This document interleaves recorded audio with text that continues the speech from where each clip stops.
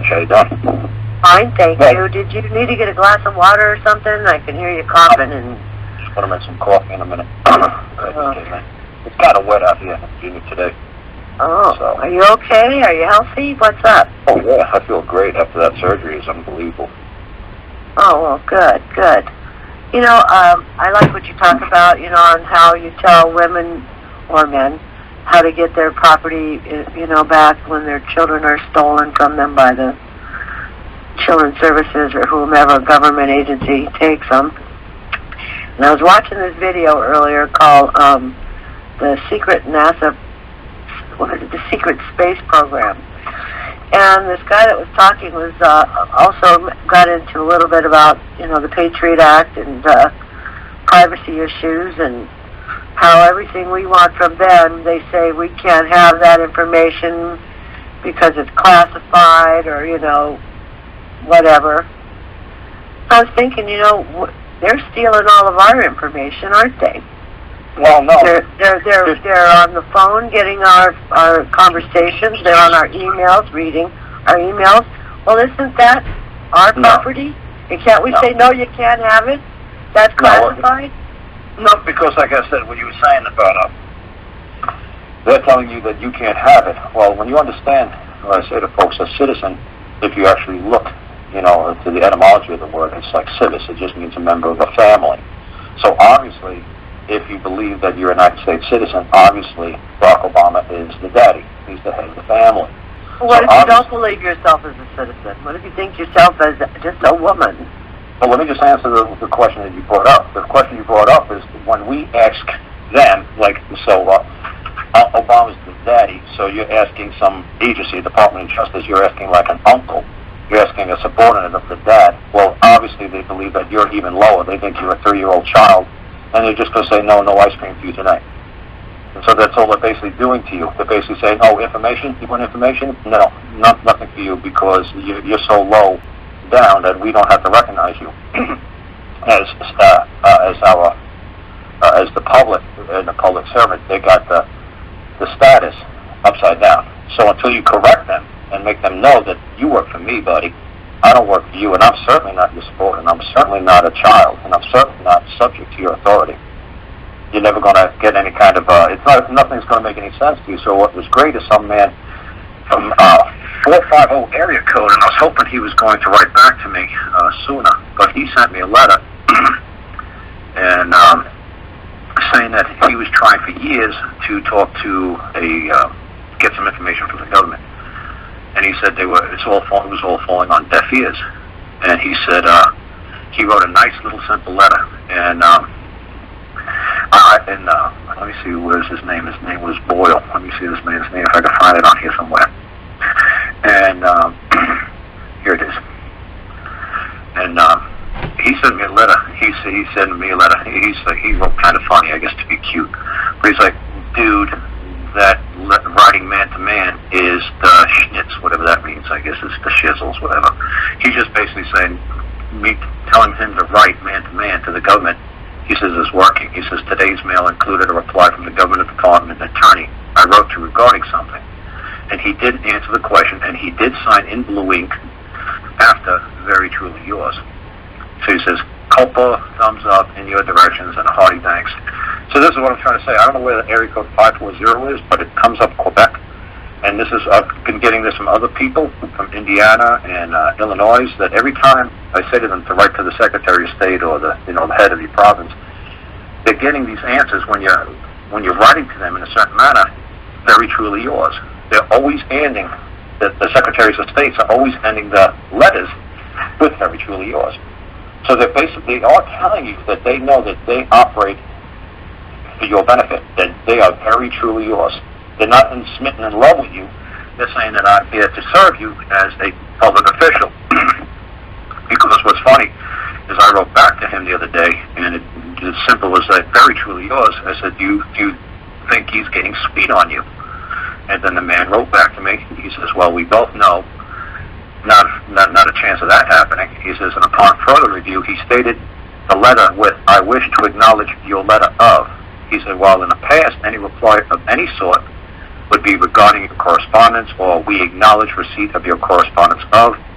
So he says he has two clues. What's working is the I wish, and it's the letter that the man understands that he's trying to go behind the man's official capacity. Like, you're not trying to talk to the Secretary of State, you're trying to talk to man on man. And that to me is the whole trick, is if once this man realizes, like, look, you're fixing my car, you're changing my brakes, I'm talking to you as a man, if you cause me harm, I'm going to sue you. You know, I'm not going to sue Meineke, I'm going to sue you. You know, so what are you doing? And then he's going to take a lot more responsibility and care in handling you compared to just any other schmo. He's just sending them letters. He's going to say, yeah, well, we got your correspondence, blah, blah, blah. So the man actually sent me the letter. And it was a really nice little simple letter. I said, hey, buddy, you forgot to send me what you actually sent. So he says, greetings, Wayne, a man, and at times you act as an attorney for the government department of, and it says, I, man, was given a document by so-and-so, and says, see Exhibit A. Nice and simple. And it says, and I, man, require you to tell me to whom does this document belong. So all he's basically doing is, I can basically see where he's going with this. He's basically saying that the government's asking him to pay a tax. He's saying, I was issued this statement or this bill from so-and-so. Who does this belong to? Are you trying to claim that this bill is mine? So see, this is what I was trying to tell people, is that you start at the beginning. When you just write to the Secretary of State, and another man did that in Indiana. He goes to the Secretary of State, and the Secretary of State said, I got your letter today, I'm responding to you today, and I'm sending it to the Department of Revenue, and you can work with them from here on. You know, it's very truly yours, and then it's the Secretary of State's name. This is what I say to folks. They're going to sounds to me like he was just passing the buck. But the point I was trying to make, wait a minute, was not about me wanting information from them. The point I was trying to make is, since they treat people that way when they want information from them, and they have a Patriot Act, shouldn't we have a Patriot Act for us? And shouldn't we be able to say, no, you can't have my information, it's classified, when they're spying on people's phones and taking camera pictures and doing all the things they're doing, reading our emails and whatever. No, don't we have the right to, I claim the right to say, no, this is my information, you want it, it's going to cost you $55,000 per word, or something to that effect. Well, to me, they act, that's the paper world. You say, like, there's a Patriot Act. That's written on a piece of paper, and that's the two-dimensional world. The two-dimensional world has absolutely no impact on me in the third dimension. So whatever this person is trying to say, that this act says that we can do this and this, all you have to do is, if you believe that act is causing you harm, say, hey, Bob. You say, Bob, no, I'm the Secretary of State, or I'm the President of the United States. Yeah, whatever. Bob, do you understand that your subordinates and their acts are causing me harm? What are you going to do about it, Bob? And there you go. You start with a nice little simple letter like the other guy did. Hey, Bob, greetings. I hear sometimes that you act as the President of the United States. Sometimes you're a dad, sometimes you're an uncle, but at all times you're a man. Now, if you realize that you're in control of of those of mankind, and they're causing me harm, what are you going to do about it? Sincerely yours, Joe. Just say. How about very truly yours? Yeah, very truly. There you go. Well, very truly shows that, right, sorry about that. That's what the government's going to come back and send to you, that they're very truly yours. Yeah, but people use that terminology also all the time, just, right. in less fighting. Right, so like I said, that's what I would do. I would just say, hey, Bob, you're a man, and at times you act as the Secretary of State, and that's what this man did right. This man, I don't know where. Do you have a copy of that letter anywhere? Is it on the site? Is it on your Dropbox, or what? Yeah, I guess it was personal. It was even so personal, I guess he didn't even want to share it with me exactly what he wrote to what person. So that's fine, but at least it's a good template. It's like, great, it's a little two-line ditty. It's like, boom, boom. You have? Okay, so you don't have it posted anywhere? Yeah, no, the man just sent it to me. That's fine. We can just, figure it out from what you're saying on the call. Oh, yeah. I mean, when you re-record it, you re-listen to it, and people download it, re-listen to it, and it's from the first minutes of the show, so it makes it simple. But like I said, the way the man wrote it is exactly what I try to tell people. You don't have to write these Gone with the Wind novels. You don't have to write, these great big manuscripts. Just send them a nice little sentence or two. They love it. They love it. They don't want to see it. I do think so. Well, like I said, a lot of people who listen to your call, I probably piss off a lot because I don't rely upon no Constitution. I don't rely upon any statutes. I don't rely upon caseload. I don't rely upon citations. I don't rely upon the Bible. I don't rely upon the UCC. I don't rely on the English common law. All those things are just lovely, lovely documents and lovely stories and lovely books. And, they give you a guiding, light where you should aim for, and they tell you what's good and what's bad. But none of them has any, control over, I, the man. So it's just that it's like somebody handing me a map and saying, well, I got to take every single road on this map. This is ridiculous. Well, if you don't take this road, you're doing something wrong. No, it's just a guide. It's just a guide, like a guide, of the Bible or the Constitution. And everybody tries to say, oh, the Constitution says this, or the Supreme Court says that. I don't care. That's what was worked for them back then. That was that. This is me. This is now. It's nice that it might have worked for those folks back then, but times change. And I'm not living in 1902. And I'm not a party to that Hale versus Hinckley case. So since my name's not Mr. Hale and I'm not Mr. Hinckley, I don't care. Yeah. And nobody, like I said, is going to be able to come forth from the Hale versus Hinckley case and say, why did Hale win? Were you there? Did Mr. Hinkle moon the judge or something? Because he had a great case. How did he lose? So I don't know why he lost, and I don't really care. It might be a nice opinion they write. They say, hey, you know what? I could use that. That's a good guidepost. That's a good way to, live. But like I said, when people try to come on and start spouting the Constitution, I just clobber them. Or they go Bible, I clobber. I mean, they're lovely books. They're wonderful men who wrote those things, but, you can't hold something liable for somebody else wrote, in the past. You can't bind them to it and say, you must do this. So the Constitution only binds the federal, the United States government with the state governments. It doesn't bind the man. The man wrote it to tell, the state governments how they must serve man. It's just a recipe, how they should serve man. Man doesn't have to comply with the Constitution. That's ridiculous. The government has to comply with it. And if you say, hey, to the man, you took an oath to abide by the Constitution. You took an oath to abstain, to back it up. And now we're going to have to hold you personally liable because, Bob, you realize your subordinates by creating this Patriot Act is taking information from me and it's causing me great stress. And I don't wish to be under stress, and I know the government only exists to secure and protect my property, which my property is my hopes, my dreams, my feelings, that's included in properties, intangible property. They have to be let alone.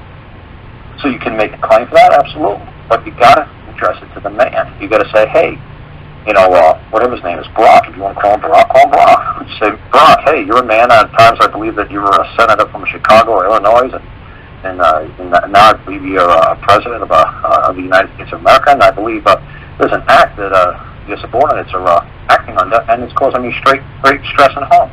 Can you please tell them to back off? Something nice and simple. 1 sentence, 2 sentences, better. Don't say the Constitution gives me the right under the 4th and 5th Amendment to be secure and protecting my property, da-da-da-da-da.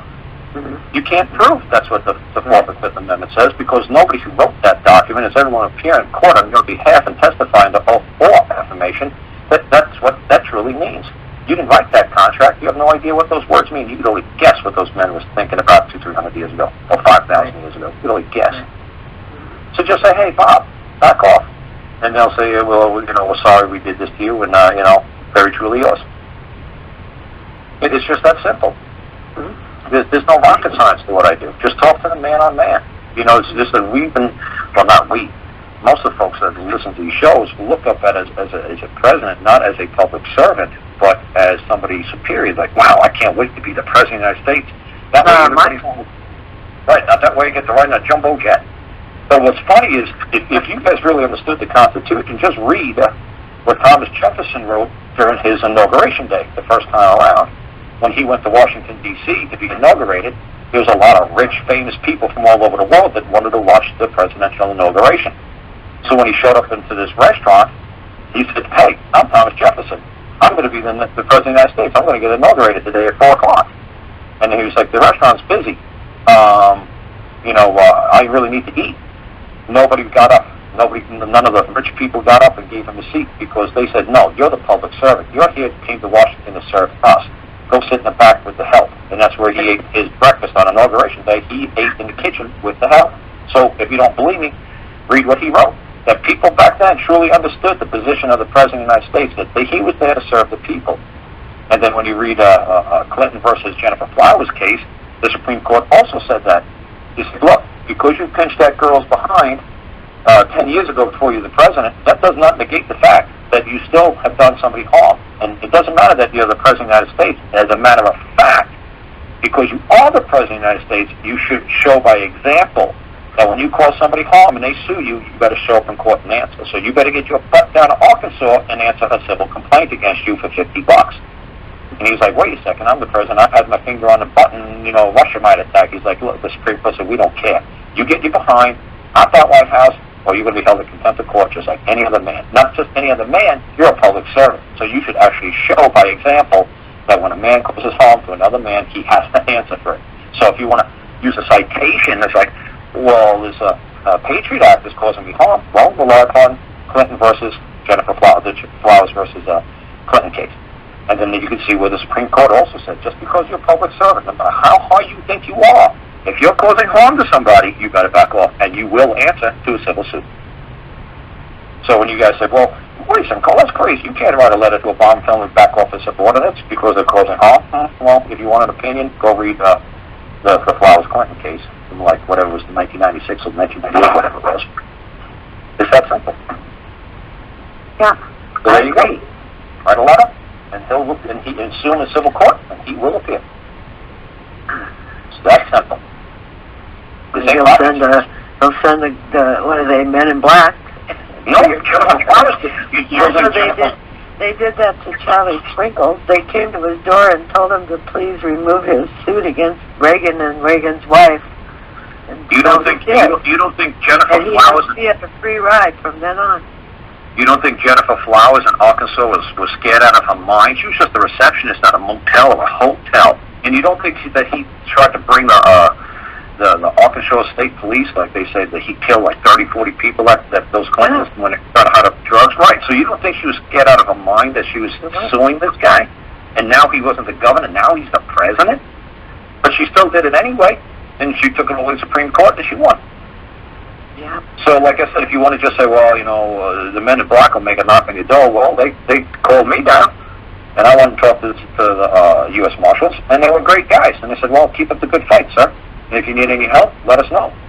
Yeah, when you know who you are in the grand scheme of things, it makes all the difference in the world. Right. That's so why I say it almost every time we have a call. So if you send a nice little simple letter to Barack Obama, you send a nice little letter that I just said, and a Men in Black show up and say, look, this is what I wrote. How is this threatening? All I just said was Barack. I hear it sometimes. You're the man, and you're the Illinois senator, and now you're the president of the United States. That's lovely. Do you understand that you have subordinate officers under your control that you're supposed to monitor, train, and discipline? And I believe that they're causing me harm. And can you please tell them to back off and let me alone? Thank you. And how's that threatening?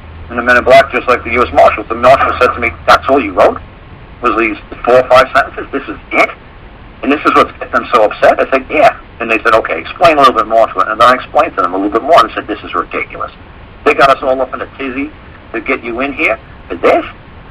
What makes you think that they didn't know exactly what you wrote before they called you in? They knew what I wrote, but it didn't make any sense to them because it was so simple. They said, why is the judges so terrified? I said, because technically I can make a claim for the state, the whole entire state. And somebody's going to have to come forth and rebut my claim, and the government is not going to be able to bring anybody forth to rebut my claim. So it's like, oh, I see what's going on. Yes, and the judges see what's going on as well. Nobody's going to be able to kill you. No. Well, the U.S. Marshals, they all gave me a hug and high five and said I was a great guy. Yeah, and they shoot you in the next blink.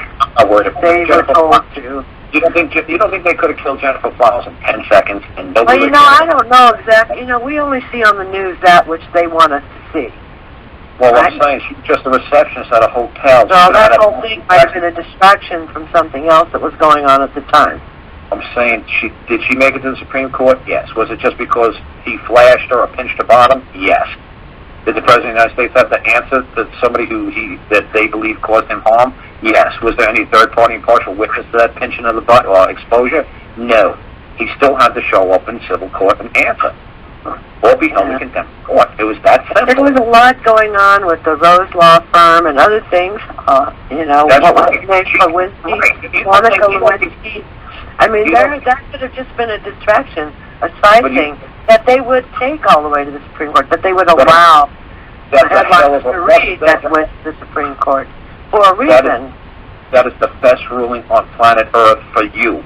When you're just saying, Patriot Act is causing me harm, or I'm stressed out, or I don't like it, or I don't like people knowing it. Okay, well then tell the person that's causing you harm, the President of the United States, that he's got subordinates that's causing you harm, and that you want him to stop.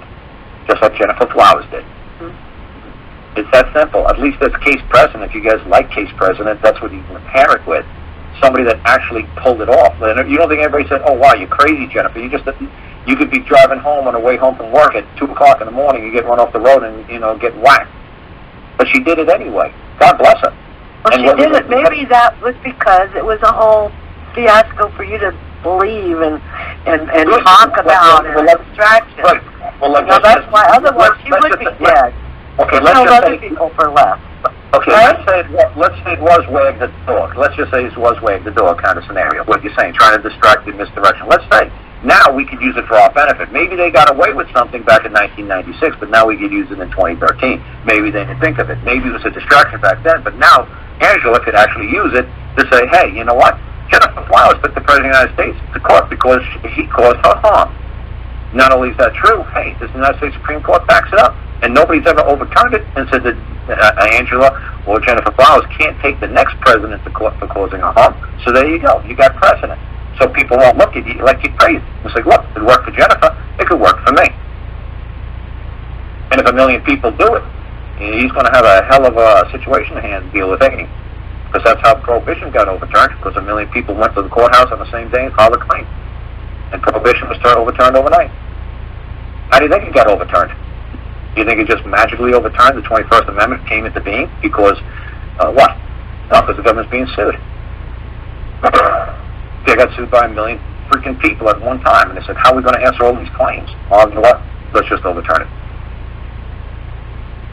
It was that simple. Go read how how Prohibition was overturned. How that Prohibition Act of whatever it was, 1918, was overturned. Go find out how the Patriot Act could be overturned. The Patriot Act could be overturned if 1 million people go file a two-sentence lawsuit and say, this is causing me stress and I want $1 million. And everybody laugh at you, ha, ha, ha, until there's 1 million people behind you filling out the same claim. It's like, holy crap, we're going to have to answer all these lawsuits? Holy crap. We better drop this act. But we're going to be spending a long time in court. That's why they got rid of probation. I mean, it was brilliant. Yeah. You guys just got to read the past. You got to read history, and none of this HJR 192 Silver Gold Act. That's ridiculous. You got to stop that and actually look at real things. How do normal people like me say, hey, how can we drink and make moonshine again and be left alone? How are we going to do this? We'll sue them. How are we going to sue them? One of the guys, they're going to laugh at us. It's like, well, what have we got 1 million people suing at one time? Well, that'll bring a little bit of an impact. And that's what they did. And it worked. So, see, I'm not telling you what it might work. I'm telling you what did work in the past. And that's all that's what's great about history. You just find out what worked in the past and what didn't work in the past, and you just try to replicate it. And it's simple. It's like the Japanese do. They just copy everything we produce. And they're really good at it. and they don't have to put all the research, the time, the labor, the effort in. They just say, hey, did it work for him? Yeah, okay. How did he do it? This is how he did it. Okay, let's reverse engineer it. Let's see if we can make it work for us. So I think it's pretty simple. Just write a letter. You want to take some questions? We have Bruce 88 or Anna 88 Bell has his hand up. Want to take a question? Yeah, I guess so. Okay, go ahead. You've been unmuted. Hey, Karl, what's your website? Oh, it's boardmind.org. Yeah, BRO. AD. Yeah, MIND.org. Yeah, the cat, one of the cats just knocks it off, so I was just like, hey, he's got a not real filter here for a second. Broadmind.org? Yeah, that's it, .org. Yeah, why is that? What is, I just put it on the... Broadmind.org, right? Yeah. Yeah. Okay, thank you, because you keep speaking of it, but you seldom say it, okay? Yeah, I don't want to. I really don't push. I don't want to push my stuff too much on like Angela's show. You know what I'm saying? I'll be serious. I I'm pushing you, so why would you push Well, I'm saying I don't want to do it. If you want to do it, God bless you. I don't want to do it. It makes me look bad. You're welcome. Everybody that comes on gets to push their own. Yeah, but I don't want people to just think I'm coming on to push something. You know what I'm saying? Right. I mean, I'm trying to push an agenda, yeah, but I'm not trying to push product. Just for everybody's information, I invited him to come on the call to be our guest speaker. So you are allowed to promote your website. There's nothing there anyway. Go to the website. Oh, listen at you. There's so much there. If you really knew what you were looking at, it's scary. If you look at that video of this seven-legged spider on how to handle debt, you would be like, oh my God, that's like gold in a bottle. You got no idea how wonderful that video is.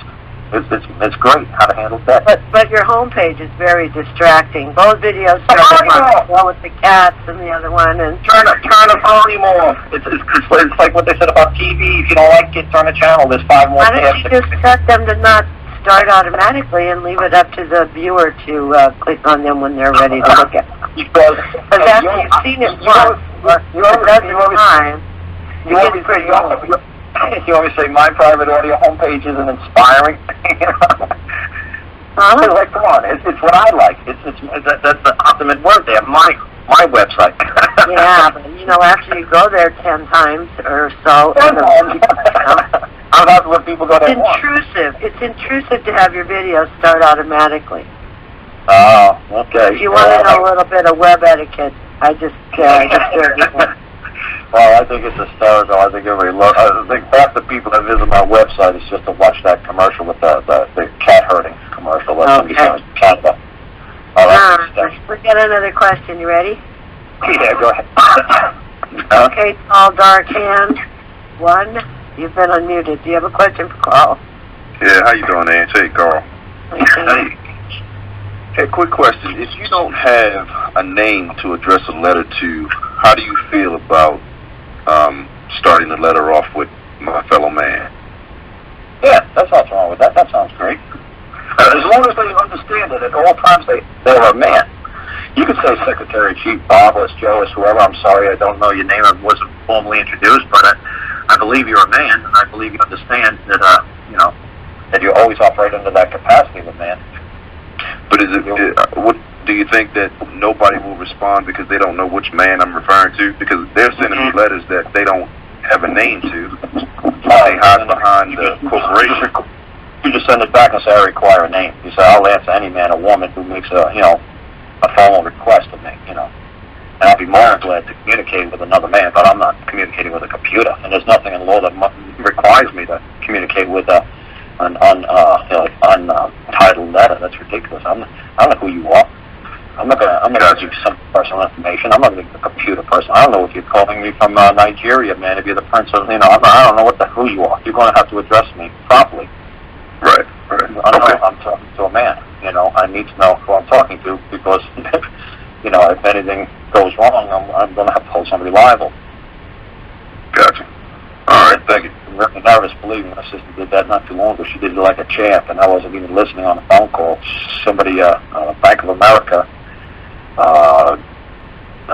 she had a lien, a tax lien from another county she used to live in, and they automatically took like $300 out of the bank, and they kept saying, well, that's the lien department. It's like, okay, who in the lien department would I address with my claim that they did me wrong?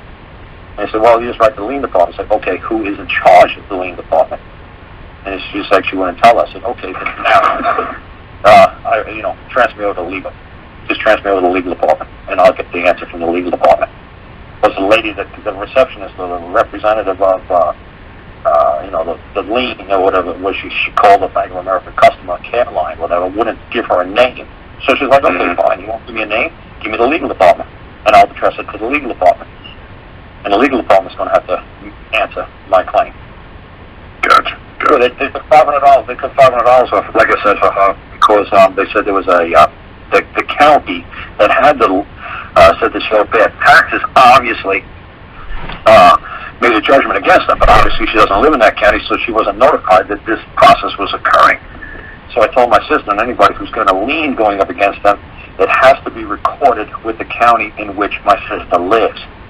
So my sister's going to have to go to the county recorder and say, hey, did Augusta County, we live in Rockbridge County, did Augusta County notify you that they had a lien upon me? And if they didn't, they're going to be in trouble because the defendant has the right to know that they're being liened. So you have to make the claim in the county of where, or the city, the town, or whatever the rule is, the state is, of where that person is being liened. I know it has to be in the county. So like I said, if you want to sue somebody in Alaska, say if you live in Alaska right now, and you want to sue me, and you take me to court in Alaska, and I don't answer, well, how the hell was I supposed to know that I was being sued in Alaska? I was never served. I didn't know you were suing me. You got to come to me. You got to bring service upon me. You got to hire somebody down here for $55 to do a process service on me. And it says, yes, he received the service, and he knows to show up in his local court in 30 days or 21 days and answer, or answer in 22 days and come before the court. So see, that's what I'm saying. You know, if you're looking for a man like that, if the customer representative, customer care gives you any nonsense, immediately go right to the legal department. Say, hey, can you send me over to legal? It's like, what? Can you send me over to legal? And the legal will know what I'm doing. The legal will understand. Right.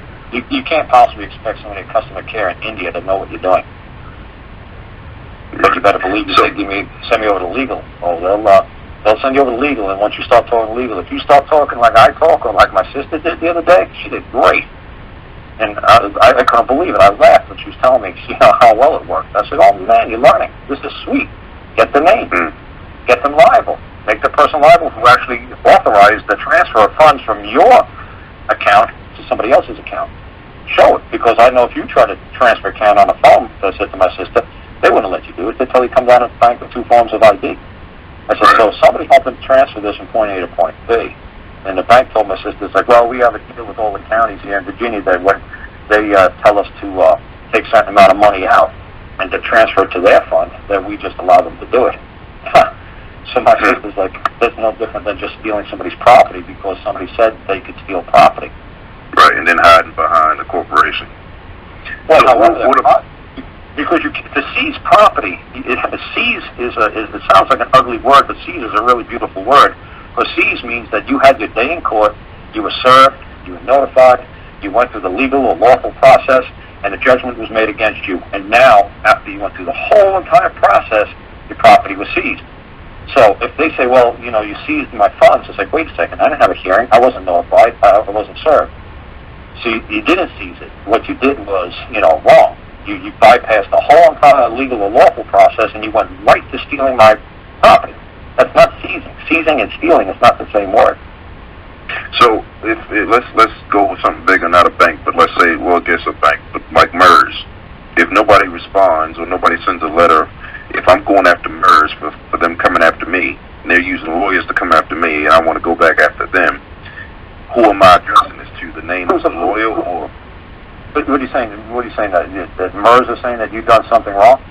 Well, yeah, they saying I'm defaulting. I defaulted, and so forth and so on. So I'm trying to pick out an individual or a man to respond, but of course there's no name attached to it. There's only a lawyer.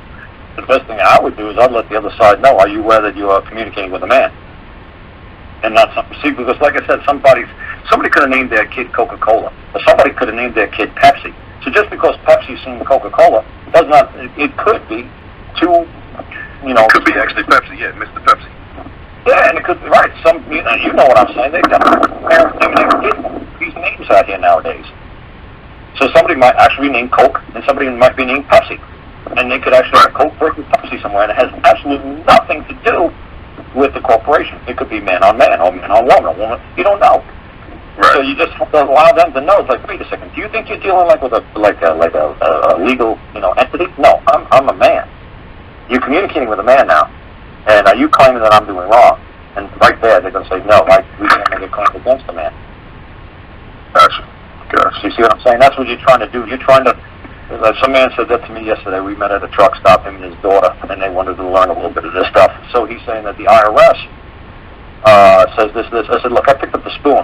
I said, okay, IRS is no different than the spoon. So if I hear you tell me one more time, the IRS said, you might as well tell me the spoon just said something to you. Right. The IRS doesn't say anything. The IRS doesn't do anything. The spoon just lays here. There's a man or a woman that operates the spoon that's causing me harm. You're hitting me with the spoon, or you're causing me harm by use of the spoon against my person. You got to communicate that to the other side, like, hey, you realize that you're dealing with a man? You realize that by using this a tool in which you're in care and custody and supposed to maintain discipline and control is causing me harm.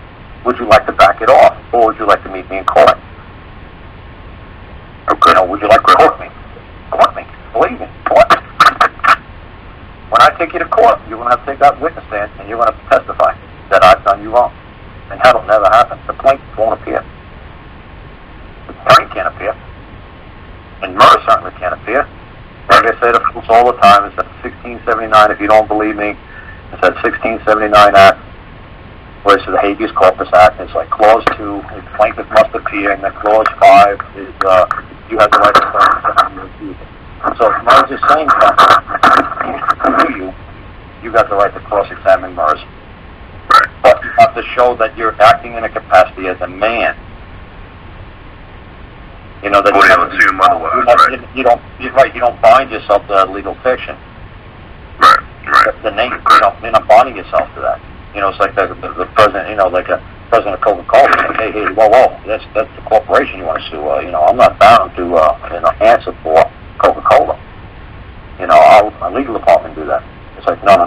You personally are in charge, and I'm holding you personally liable because now I told you as a man that you have somebody who's causing me harm, and you can do a day in, day out. Or show me that you tried to do something about it. Show me that you attempted to stop that man from harming me.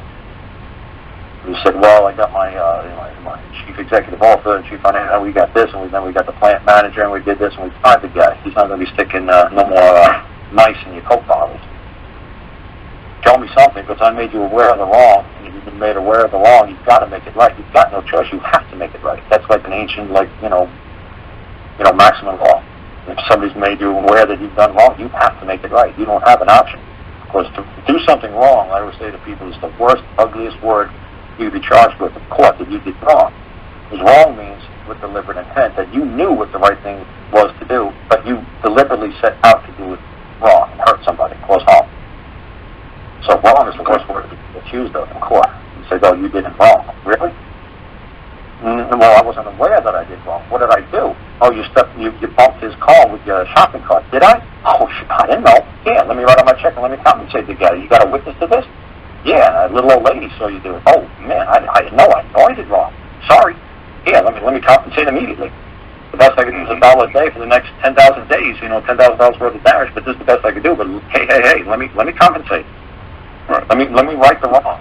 And as long as the court sees that you're righting the wrong, that the court will give you a thumbs up and say, what a good man.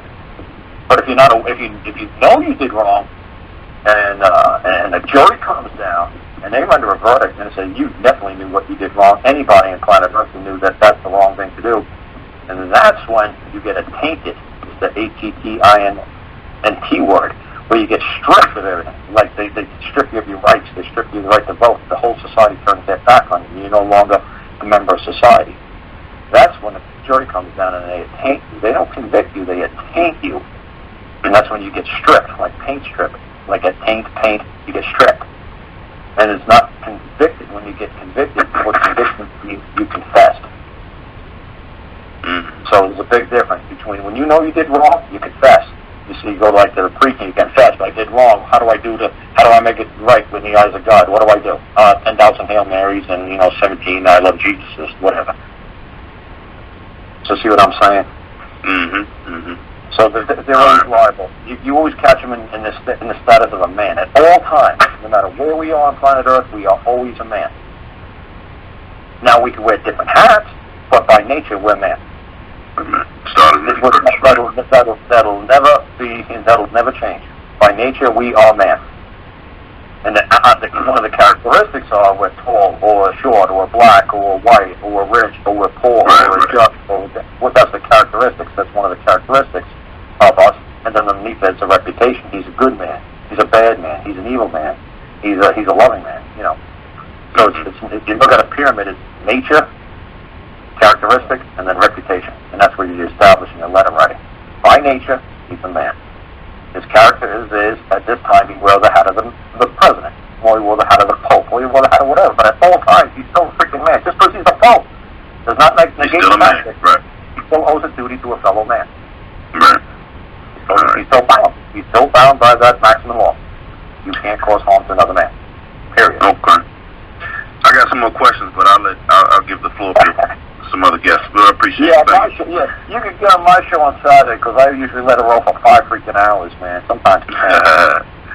So I'm usually there, but I'm in the background listening. I'm there. Yeah. I got you on a podcast. Yeah, you can go on my show. It's 127-469 on Saturday nights, and you have more answers questions to ask. That's great because that's nice of you to let somebody else ask me a question because this is dangerous. Yeah. Right. All right, thank you. You wrapped it up pretty quick. Oh, no problem. Hey, what's your name? Tim. Tim? Okay, I'll be looking for you. All right. Talk to you. All right, thanks a lot. I just put your call ID into the chat. It's on Saturdays at 6 o'clock Pacific. Hey, don't tell them 6. Man, don't tell them 6. Yeah, tell them 6 Pacific because I really started at 3 because I have the English folks. Pacific? Yeah, but don't tell nobody that because I have the English folks. Oh, well, you just did, so that's all right. Well, no, what okay. I'm saying, don't nobody call in that early because it's for the English people. If I hear any Americans talking, I'm just going to say, hey, man, this is for the English folks because they got to go to bed. It's 1 o'clock in the morning for them. Oh, God, okay. You know what I'm saying? I mean, how would you like to run your show? All right, stop for a second. Jesus. Karl's call ID is 127469, and that's on Saturday. At some point in time, just check it. You'll see if it's on or not. If you're in the United States, he prefers you call in at 6 Pacific, 9 Eastern. All right, now. Jeez. You just don't stop. You just go on and on and on and on and on. You don't let me get a word in edgewise. All right. Take a deep breath. And we have someone from North New Jersey. But before I unmute you, North New Jersey, let me mention to anyone that wants to ask Karl a question, now's your chance.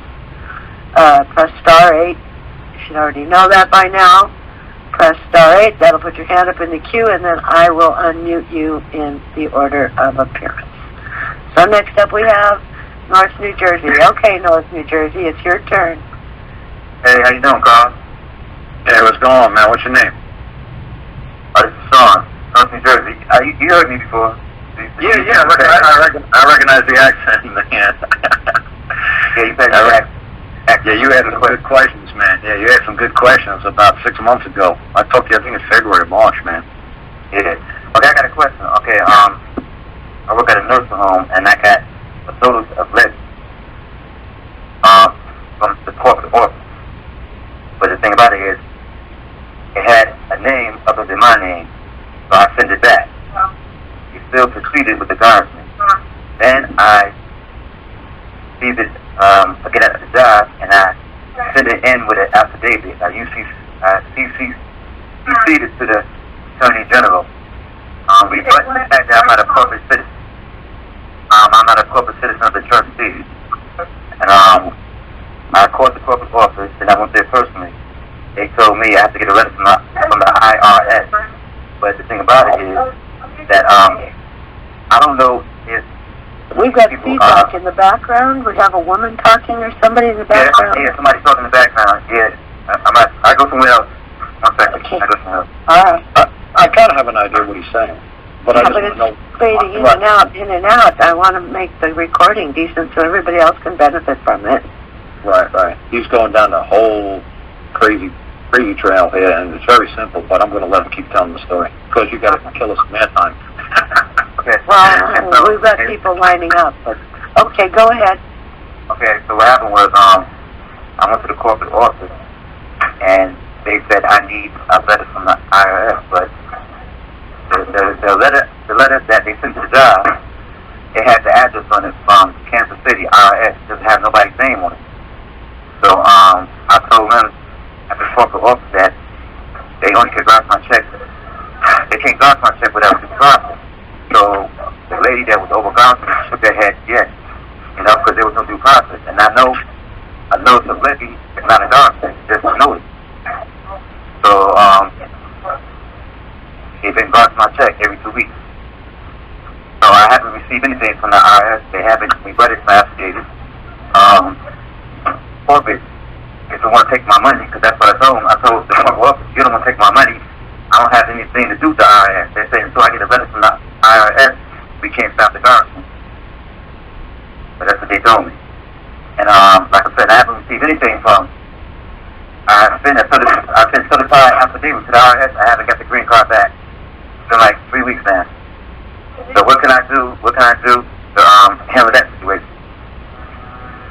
You can go online to the USPS.gov website and get a printout to see if they received it or not. If you do a tracking, and then print that out. That's the next best thing to a card. They received it. I did a tracking. They received it, but I haven't got the green card back. Yeah, but if you print out what's on their website showing that they received it, that's second best. I mean, you know, because you may not get the green card back. Okay, so you say US.gov? Yeah, USPS, the post office website. Okay. And track, you know, it's a top option, I believe, to track your package. You put in the tracking number there, and it'll give you, you know, all the points of what, you know, where it was, at what date, and what date they received it, and all like that. And then you print that out. You put that with your receipt. Yeah, I printed it out already. I know they got it. Okay. I was waiting for the green card. I was waiting for the green card to come back. Sure, but it may not. If it doesn't, then at least you've got that showing, you know, that they delivered it. They say was there. That's somebody in the background that I told him to keep it down, but it's still going on. Okay. Hey, what's that? Karl? The car drop off? Oh, I guess he did. Karl, no, he's there. He got muted for some. I don't know how that happened. I guess he muted himself, didn't you, Karl? Yes, I got an easy question for you. Why was your paycheck garnished? Because I used to work in New York, and they said from my high school, go back to 2010. But actually, right now, I don't get no state or federal taxes. Okay, let me ask you a simple question. Why was your paycheck garnished? Why is your paycheck garnished? Is there a judgment against you someplace? They said because I owe tax from 2010. Is there a judgment someplace? I have no idea. Well, you're going to have to find if there's a judgment against you. You see what I'm saying? And like I just said a little bit earlier, when they garnish something from your paycheck, it has to be recorded through your county recorder's office. Any kind of any kind of lien on your property, your paycheck definitely beyond a shadow of a doubt is definitely property, because that's a credit, and you're a creditor, and they only give you credits. They don't actually give you green U.S. currency. They give you credits. You're the creditor. You're the creator. It's definitely your property. Without you existing on planet Earth, those credits would never appear on that paper. Okay, so that's absolute proof that you exist, and you created something while you were here. Okay, somebody's trying to take your property. When were you notified that somebody's going to make a claim to take property from you? You had to have been served. Well, they sent it to my job. Okay, who came to your job? Corporate office sent it to my job. Okay, somebody from corporate came to your job and they said. They sent I don't know if they came, but they sent a letter to the place I work at saying that I owe tax 2010, but this was a different state. And now I'm in a different state, so I don't understand. Okay, so New York. Okay, so let me try to figure this out. So you're basically trying to say New York State sent a letter to your corporate office in St. Louis, wherever, that you owe back taxes. No, I'm not saying that, because that couldn't happen. What I'm saying is the job that I work at, corporate office said that I owe no money from 2010 at a job I used to work in New York. But see, this all happened when I lost my Social Security card and I applied for a new one. On the application, it said that we got to see if you owe any taxes and anything. On that Social Security application, it says we got to find out if you owe any taxes. And when I sorted that out, that's when I got the notice of levy. It was in a different name, but, Okay, well, that's what I'm saying. Okay, a notice of lien you have to get first before you get a notice of levy. Have to get what? You have to get, okay, a lien, this is very simple. And you get a notice of lien. In most places, it's 21 days to answer a notice of a lien. The IRS will give you 10 days to answer the notice of a lien, and then they're going to start levying. It means they're going to start taking your stuff from you. So first thing is they're just giving you fair warning that in 10 days the dam is going to break, the levy is going to break. So how do you want to do this? Do you want to try to, keep this from breaking and you losing everything that you have stored up, or do you want the levy to occur? Do you want it to break it down? Do you want us to come and take everything you've got? So see, somebody had to give you a notice of a lien before they could give you a notice of a levy. There's got to be a record of a notice of a lien somewhere. Well, I haven't gotten a notice of a lien, just a notice of a levy. Well, that's if you thought you got to do some homework. You've got to backtrack and say, how was this notice of levy created without a judgment or without the notice of a lien?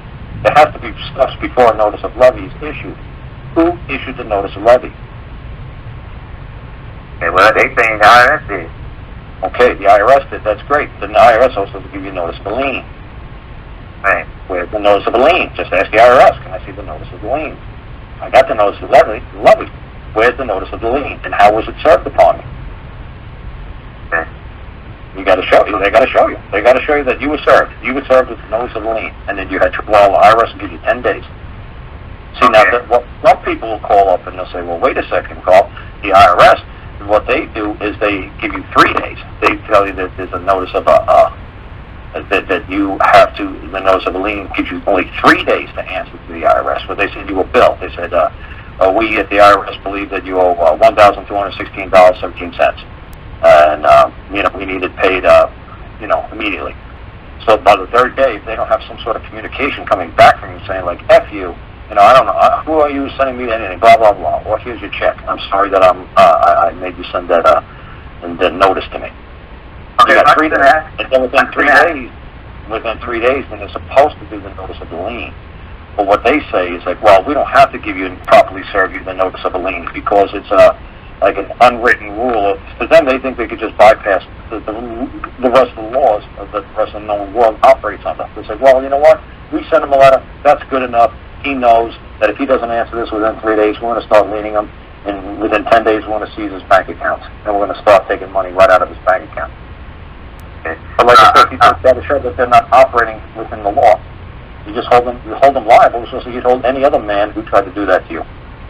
First, first the IRS has got to send you a bill and say, this is what's due, pay it immediately. So that's what the first thing I do, send you a bill, pay it immediately. If you don't pay it, I'm going to put a lien on you. I'm going to give you a notice that there's going to be a lien on you, and then I'm going to put a lien on you. And then you got 10 days, most states, counties, there's 21 days to answer the lien. You're going to have a lien hearing, and you're going to say to the judge, lift this lien off of me. Because he's moving a lien that's not true. He's claiming a bill that's not due, or whatever excuse you want to use before the court. But you have the right to, when anybody says that you owe a debt, you have the right to have a hearing on the matter. And you just say to them, hey, you know what? I have the right to have a hearing on this matter. Why didn't I have a hearing? And why isn't it recorded with the county recorder's office? So if you're telling me this is the IRS and this is how they operate, and they're missing all these steps that every other man has to do for another man, you just bring it to their attention. It's like, well, wait a second. This wasn't done judicially. Maybe it's done administratively, but you know what? I have the right to have a trial by jury. I have the right to have a hearing on a lien. I have the right to be served. I have the right to be given due notice. I have the right before they seize my property. No, that's taking your property. It's not seizing it. Seizing it is lawful and legal. Stealing it or taking it is illegal and unlawful. So you're going to have to, right, you're not going to be able to move them under their rules, because I'm sure their rule book says they can do every damn thing that they're doing to you, and it's totally kosher. But I'm telling you, if you just say, wait a second, you did that to a man is the creator. His name didn't create anything. His legal entity didn't create anything. The man created these credits that went on his bank account. The man did this. Only a man could create credits. You see what I'm saying? Yeah, well, I gotta call him tomorrow, so I can ask, can I see the notice of lien? Yeah, ask him, I never got the bill that I owed anything to anybody. Can you please send me a copy of the bill? And send me proof of when it was sent out. And then once you get a copy of the bill, say, okay, there's the copy of the bill. Did you give me a notice that that the bill is past due? And if you don't satisfy this bill, the debt that's due, then we're going to put a lien on you? Did you give me a notice that the lien is going to occur in within 24 or 72 hours if I don't pay the bill? And then think about it, they have two different names, but they said Social Security match. That's all that matters. That's what the corporate officer told me. What you're saying, they go, okay, so you said that they're taking the money out because they spelled the name wrong, but the Social Security number's right? No, they have a different name. The name was not so wrong. They had a different name. My check is a different name. The letter is an artificial entity name, but my check is in a different name. So they're not garnishing me. They garnishing the artificial entity. Okay, well, I'm saying is if you gave them a name, I don't care if you gave them the name of Pepsi, and you gave them the Social Security number to go behind the word Pepsi, if somehow the bill is due by Pepsi, I don't care if it's Pepsi the bottling company or Pepsi the man. If Pepsi doesn't satisfy the bill, this is how I told you how to proceed. If all of a sudden they went right to the levy, well, then honestly, it doesn't matter if it's Pepsi the corporation or Pepsi the man. You're telling them, hey, there's some legal steps that you are required by law to operate under. You have to give me the bill. You have to give me a notice that it was post-due.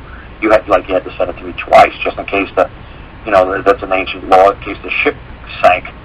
You take it for granted, well, maybe the letter got lost. You got to send at least one more letter. So the minimum is 2. And say, hey, man, operational law, this is what's accustomed to our people. And this is when the common law takes effect. It's like, look, I don't care how the IRS rolls. I don't care how the U.S. government rolls. I don't care how anybody rolls. This is the custom and belief of the people. You have to tell me that the bill is due. You have to send me a second one. And then you have to tell me in that second one that if I don't satisfy this debt, you're going to put a lien on my property. And then within 10 days or 21 days or whatever, we're going to start levying. We're going to start taking your property from you.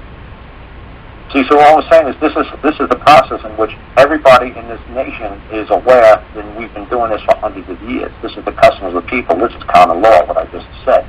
Now, could the IRS say, we don't have to do any of this, we don't have to do that, we don't have to do this, we can just come in here and just grab every damn thing because we want to? They say, okay, that's lovely, that's great, that's fine. That's what you believe. The only problem is this is a common law nation. The only problem is that you're going to have to appear in a common law court, and you're going to have to take your ridiculous policies and your NRC rules or whatever rules or IRS rules or whatever rules you got, and you're going to have to show us where your policies, where your rules has precedent over law. And you're going to get clobbered, because I'm going to drag your ass into court. I should be able to go to the county court and see if there is a lien on my property. Well, like I said, thank God Angela's got this recorded. You go back and listen, because I already told you exactly what you need to do. Okay. So you can just go find where you started talking to me and just keep listening to it over and over again until you get it down. Okay. There's no sense repeating myself on somebody else's show. Right. Okay. No problem, man.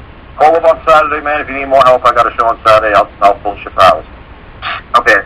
All right. We've got a lot of people in line anyway. Okay, next in line is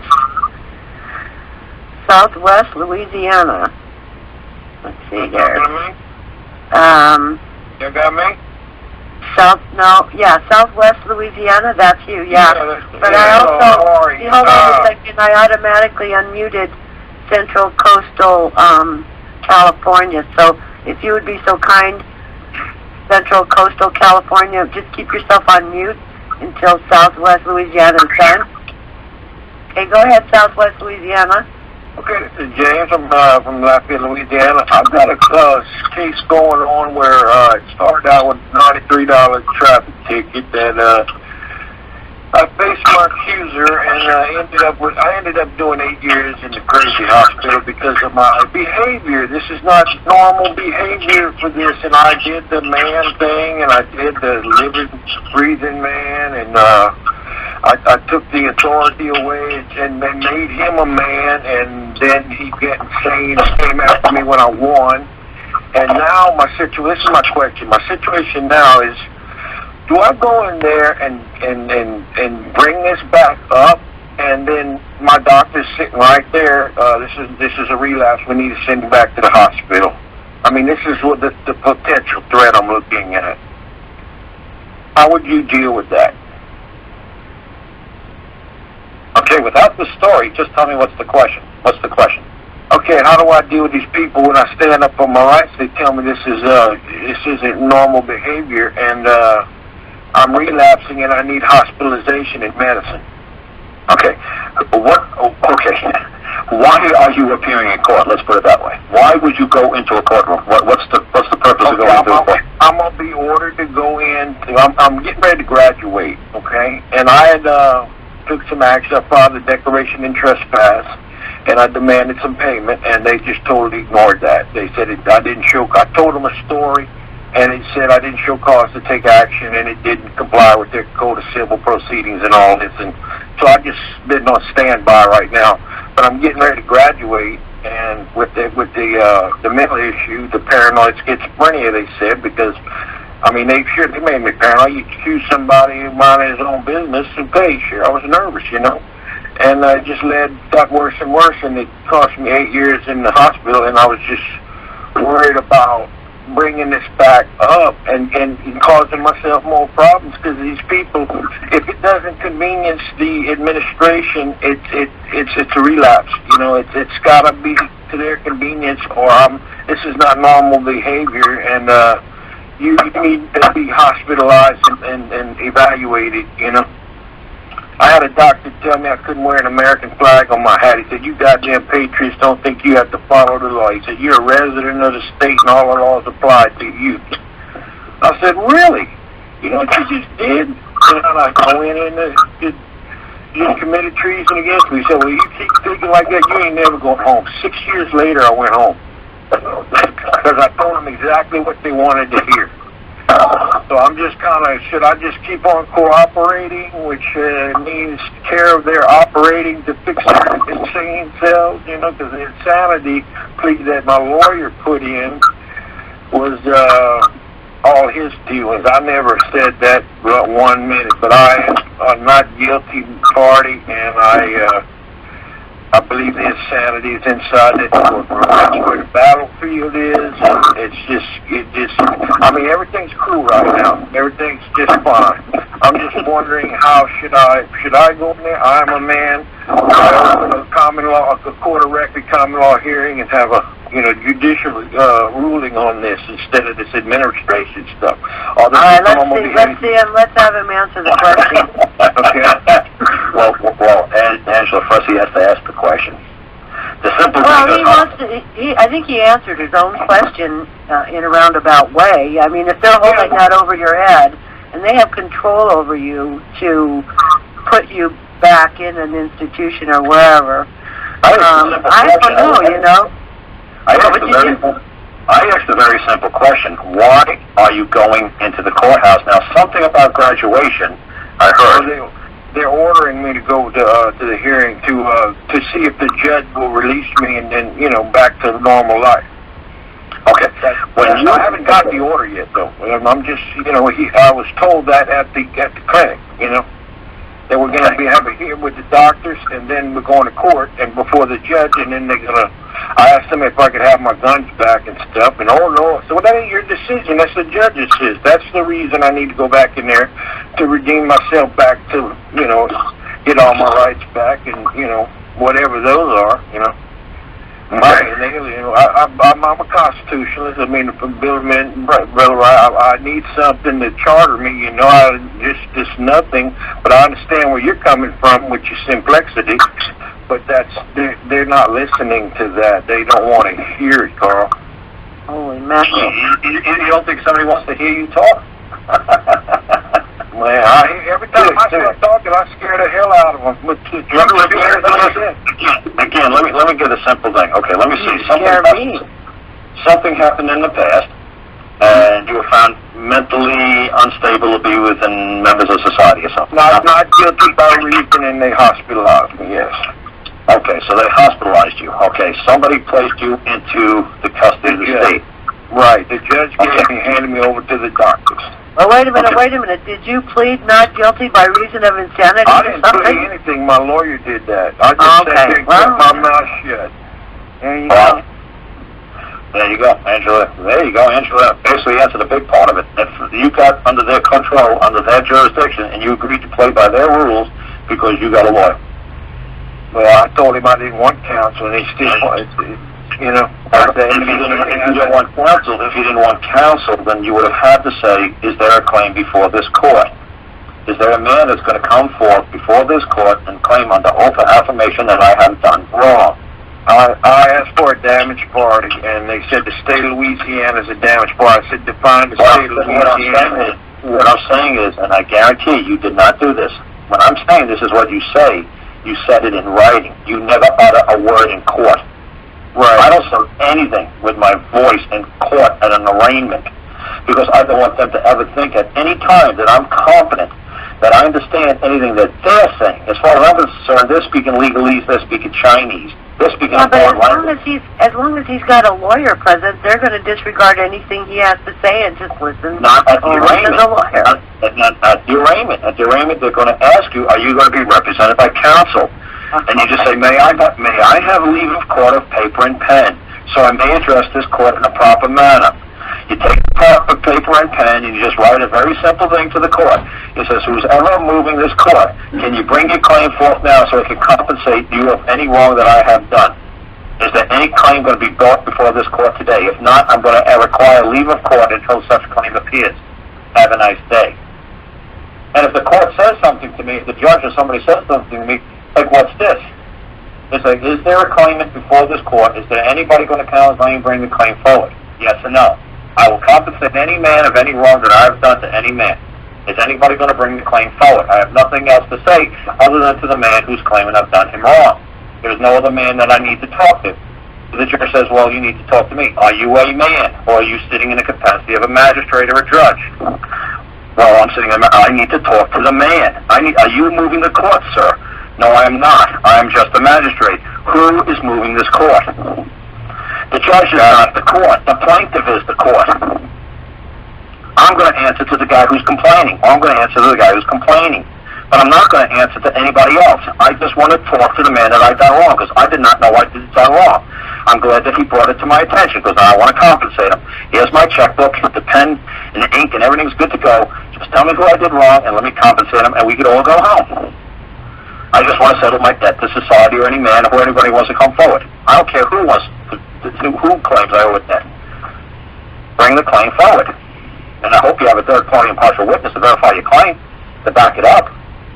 I hope you're not just wasting this court's valuable resources and my time, which I can't be restored once I spend my time. I cannot get compensated, so I hope you're not going to watch the clock tick on you people, because I'm going to charge you for wasting my valuable time, because time is a resource in which it's been spent cannot be restored. So I hope you're making your claim, and I hope you do it fast, because the clock's ticking. I'm going to start charging you people. Say I do this, and then the doctor speaks up and says, Your Honor, this week we need to hospitalize. This is not normal behavior. You're under that jurisdiction and control. You signed the contract. You got to do a rescission of control. No, you've got to do a notice of rescission. Not that I'm aware of. No, you've got to, yes, because you contracted with the attorney to speak on your behalf. You have a contract between you and the attorney. Then the attorney has a contract with him in the court that he's going to provide services and he's going to be tendered payment. I guarantee the attorney got paid for representing you. Yeah, I paid him. So now you're going to have to do a notice of rescission that you don't want anybody to speak. You don't want to have to. A notice of rescission just means I just wanted to bring it back to where it was before I got into this ridiculous contract with anybody. So you're making a notice of rescission that 8 years ago in 2005, I entered into a ridiculous contract, which I bound myself to this court and to its control and its jurisdiction. I want to do a rescission. I don't wish to no longer be held under that contract until those terms and conditions, which at one time I thought was a great benefit to go to a mental institution, but now I see the errors in my ways from 5 years ago, 8 years ago, and now I want to do rescission of the contract. And nobody can hold you to it. Well, I never agreed to go. They just. Well, thank God I just said all this on Angela's call. Now you can come back and you can listen to it. I ain't gonna repeat myself on Angela's show. I ain't doing it. Okay. And you go back and it's perfect. What I told you to do is perfect. I just did a rescission on a husband and wife. I just looked into that. Who has 2 kids in a state custody. And I said, let me see the original contract you entered in with the state. And it clearly said that the state has the right to go into every room and every door's got to be unlocked, and every cabinet and every drawer has got to be made available to the state upon inspection, upon demand, upon coming to this home. And they signed it. This was 2 years ago that the kids were taken away from. I said, do you realize how crazy this contract looks? And he's like, well, they came in a couple months ago and shackled me to a chair. I said, they can't just come to my house. I said, this contract says they can. You said that you're a complete moron, and you just said, hey, walk into my house, shackle me to chairs if you want to, search every single thing without a warrant. This contract says that you clearly are surrendering all your rights to let them do whatever they want. So that's what you did. You did that 8 years ago when you signed the contract. You said you paid the lawyer. That makes it even worse. You can't even show that. Oh, there you go. It makes it even worse. It was enforced upon you. You guys actually sought him out. Well, I couldn't control it. That's fine. Just do a notice of rescission. I did it for a family the other day. I just researched that. And what's funny is that he called me up today and he said the lawyer wants to recuse himself from the case. He no longer wants to be their lawyer. It's titled Notice of Rescission of Contract or Offer. Just notice of rescission. There you go. Just notice of rescission? Just notice of rescission. That's all you have to do. Yeah, rescission means a contract, no nullification of a contract. Yeah, that's what it said. I just want to go back to where we started before I got into this ridiculous agreement with my lawyer, and now I want to take the stand on my own behalf, and I want to move this court on my own. But I'm telling you, a guy like you is not a man of few words, and you're going to go right back. I know, man. I respond to my emotions, man. You're not a man of few words like me. When I go to court, I just laugh. They taking those statements and recording that, and they get paid for it. Nobody's recording it, because all you're going into court, and all you're doing when you're going to court is that you're requiring that the claimant come forth with the claim. If not, okay, I'll deal with a plaintiff. Somebody's making a complaint. Okay, now if you got a complaint, that's going to be even harder to prove a complaint compared to a claim. You got a claim, that's dynamite. You got a complaint, oh well. And my wife, girlfriend, kids complain 24 hours, 7 days a week nonstop to me. I'm not liable to satisfy their complaints. But when they got a claim, I got to satisfy claims. Complaints? Oh please, everybody complains. I hear you. Everybody's complaints. Alrighty, is that good enough for you, Southwest? Yes, ma'am, that's good enough. I was looking into notice of rescission of contract or offer, but I'm going to cut it right there, notice of rescission. Make sure you listen to this audio again. We're at the 1 hour mark, I think, when he started. Okay. It's not go a little bit further. I appreciate y'all, really do. We love you. Thank you. We love you. Okay. What? What did you say, Karl? No, you said something. I said long time. You said I love you long time. It's a Vietnamese joke. Okay. Love you long time. Love you long time. The guys are all laughing who's listening. Okay. We love you long time. Central Coastal California. Go ahead. You're up. Did you have a question for Karl? I think that would be me, Paul from Santa Barbara. Thanks for taking Yeah, that'd my be call. you. Hi. Yes, hi. Yes, hi, Angela. Yeah, Karl, you've spoken a number of times about habeas corpus. I have a friend in Kansas that did a lot of research to try and find court cases where habeas corpus could be invoked on civil cases, to face your accuser in court, and under a civil case, and everything in Kansas is under criminal case. Sure, habeas corpus applies to criminal cases. It seems like you had mentioned that there was a Supreme Court ruling that said that habeas corpus also applies to civil matters, facing your accusers in a civil matter. Do you recall that? Because if you really get technical, the only thing difference between a civil case and a criminal case is that you can't provide a prison cell for the accused. That's the only thing different. There's nothing different. I mean, you want to say it's the rules of civil procedure or criminal procedure? That's their procedures. There's their rules. I mean, the only thing different between society taking you to court and a man taking you to court is, one, you could settle a debt with handing them cash, and society wants to actually see you sitting in a cage. And honestly, if I won a civil suit against you, honestly, I wouldn't want to put you in a cage in my basement and then have to provide you 3 hot meals a day, medical and dental and everything else. No. So I'll be happy with the cash. I don't need to see anybody sit in a cage. And that's what we say to people. I don't want anybody in a cage. I want these people who've done wrong to society, people, criminals. I want them out there working. I don't want them on a chain gang. But you know what? If that's the only employment they could do, yeah, who wants to see these guys sitting and having 3 hots in a cot and watching TV and staying in nice air conditioning? Why don't you put them out to work? They could work to me to pay off my debt that they owe me. If they've done me wrong, pay me. Go to work. You know, like I said, that's basically, everybody knows that the United States has got the greatest, criminal, prison population in the world, and that every single piece of army equipment or military equipment is produced by prisoners in the United States. We don't outsource, military equipment to, like, China. We have prisoners in the United States making for 2 cents on the dollar. That's our slave labor team. Yeah, that's basically exactly what it is. It's that 13th Amendment. It's that no involuntary servitude, slavery exists on this land except by being incarcerated. So that's how they get around doing it, and everybody knows that most of the prisons in the United States are privately held corporations, and they make money. It's just like it's better than a sweatshop, it's better than a factory. They could just open up prisons, and they could just get government contracts to produce, army clothes or bulletproof armor and stuff like that. And that's what it's all produced nowadays.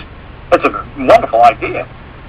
I mean, like I said, but that's if somebody truly deserves to be incarcerated for doing you wrong, and they have to pay a debt back, that's fine.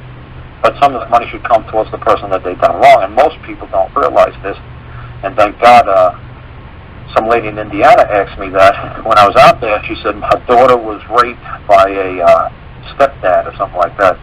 And the stepdad's in jail now. She said, but how do we sue the stepdad? He ain't got no money. And I said, well, every single state has a victims relief fund through their Department of Finance. And all you do is make an application, just say, my girl was raped, and I need financial aid for her, and what can you offer me? So I think she said that she got like $60,000. I wish the lady was on the call. And she got like they said, that they pay for her state of Indiana college education when she gets to age.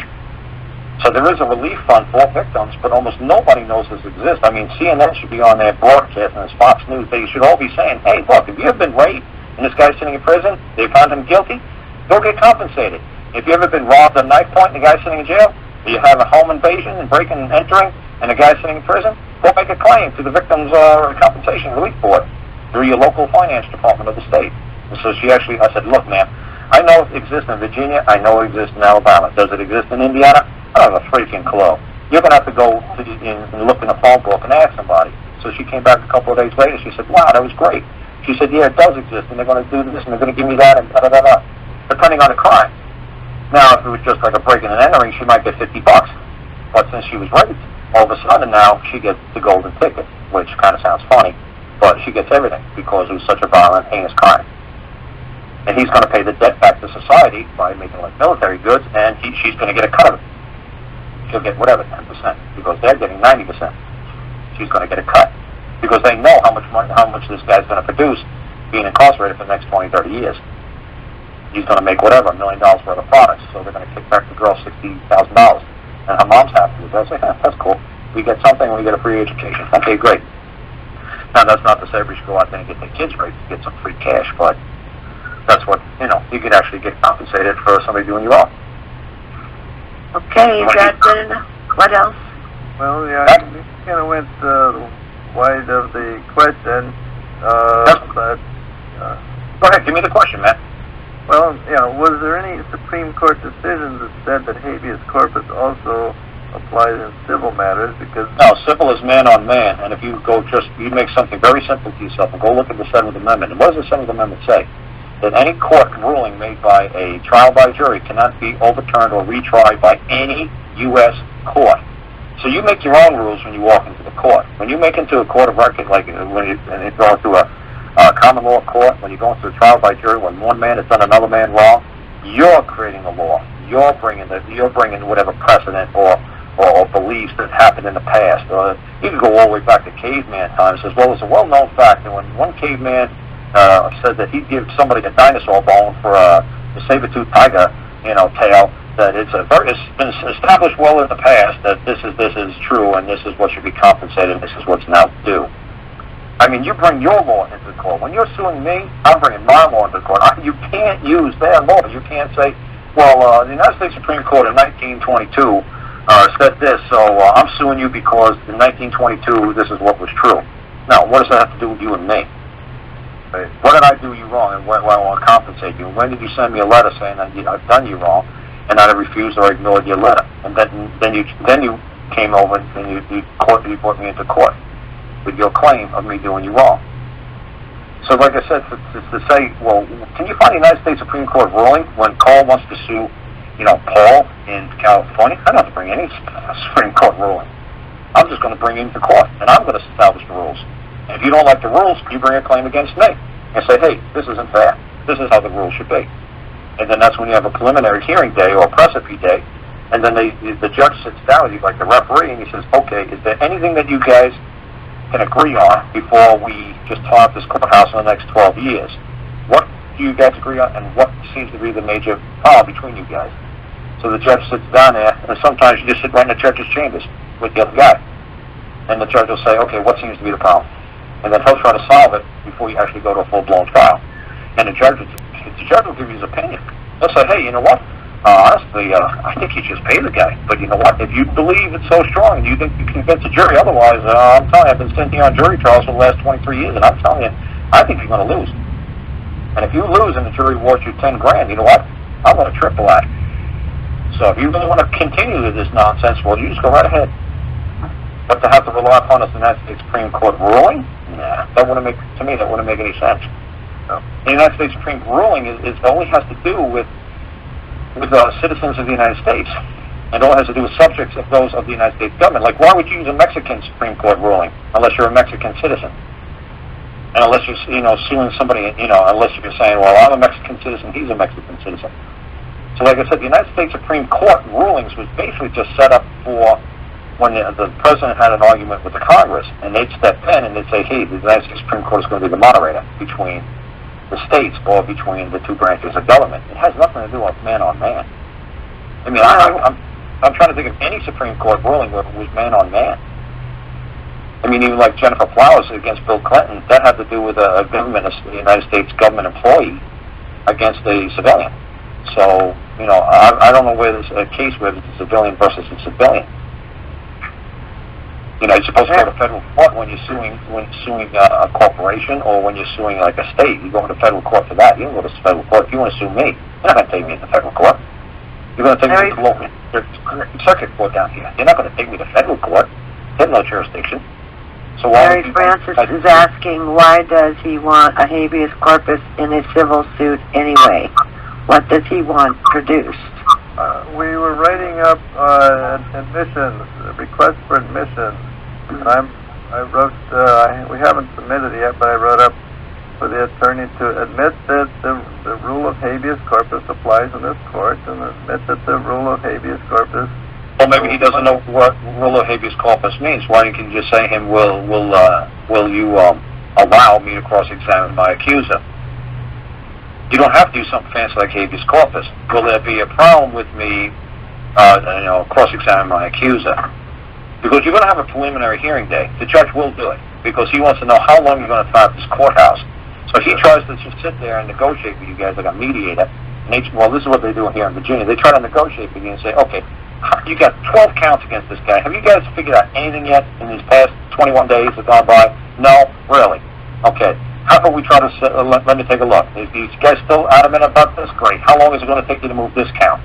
Well, it's going to take me 20 minutes, so it's going to take an hour. So they say, okay, then now 20 minutes, 8 o'clock, we're going to start, okay, 9:20. Okay, next count.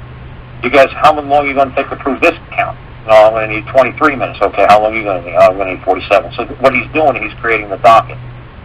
Saying, okay, it's like taking, like you guys want to say, a shipping, like a warehouse. He's like, okay, how long are we going to occupy this courthouse? And they'll say, okay, about 3.5 hours. Okay, can you guys do this all in 3.5 hours? Fine. We'll see you at 8 o'clock, and 11:30 we'll call it a day. Okay, you think you can wrap it up by 11:30? Good, because I'm going to schedule the next case at 11:35, because we're really busy. So that's what he's doing on preliminary hearing. So you're supposed to try to settle all this stuff amongst yourselves prior to going into a trial. And the judge will keep asking you, is there anything else you guys could try to work out before we actually set this case and put it on the docket? I'm just telling you this. I'm just telling you the lowdown, how they go step by step by step. Yes, very good. Appreciate it. Thank you. Okay, thank you. Okay, moving right along. Central Northern Carolina. Go ahead. Did you have a question? Central Northern Carolina. He might be muted. He's been unmuted. No, he might mute himself. He doesn't realize. Oh, yeah. Check your phone if you... There you go. Yeah.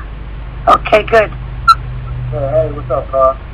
We need you to speak up real loud because we can barely hear you. Nope, you sound like you're a million miles away. What about now? Wow. Better. Can you hear me? Oh, yeah. All right. Hey, how you doing, Andrew? I can barely hear him. Wow. I'm doing okay, but I can barely hear you. Can you get up closer to the mic or what? Yeah, I am. Can you hear me? Yeah, I hear you okay. Angela, can you hear me? Angela can't hear me. Yeah, I can hear you. You can barely hear you, but I know for like, she tries to record these shows, so she tries to get the levels up as high as she can so people can hear this. All right, what about now, Angela? But I can hear I need you better than that.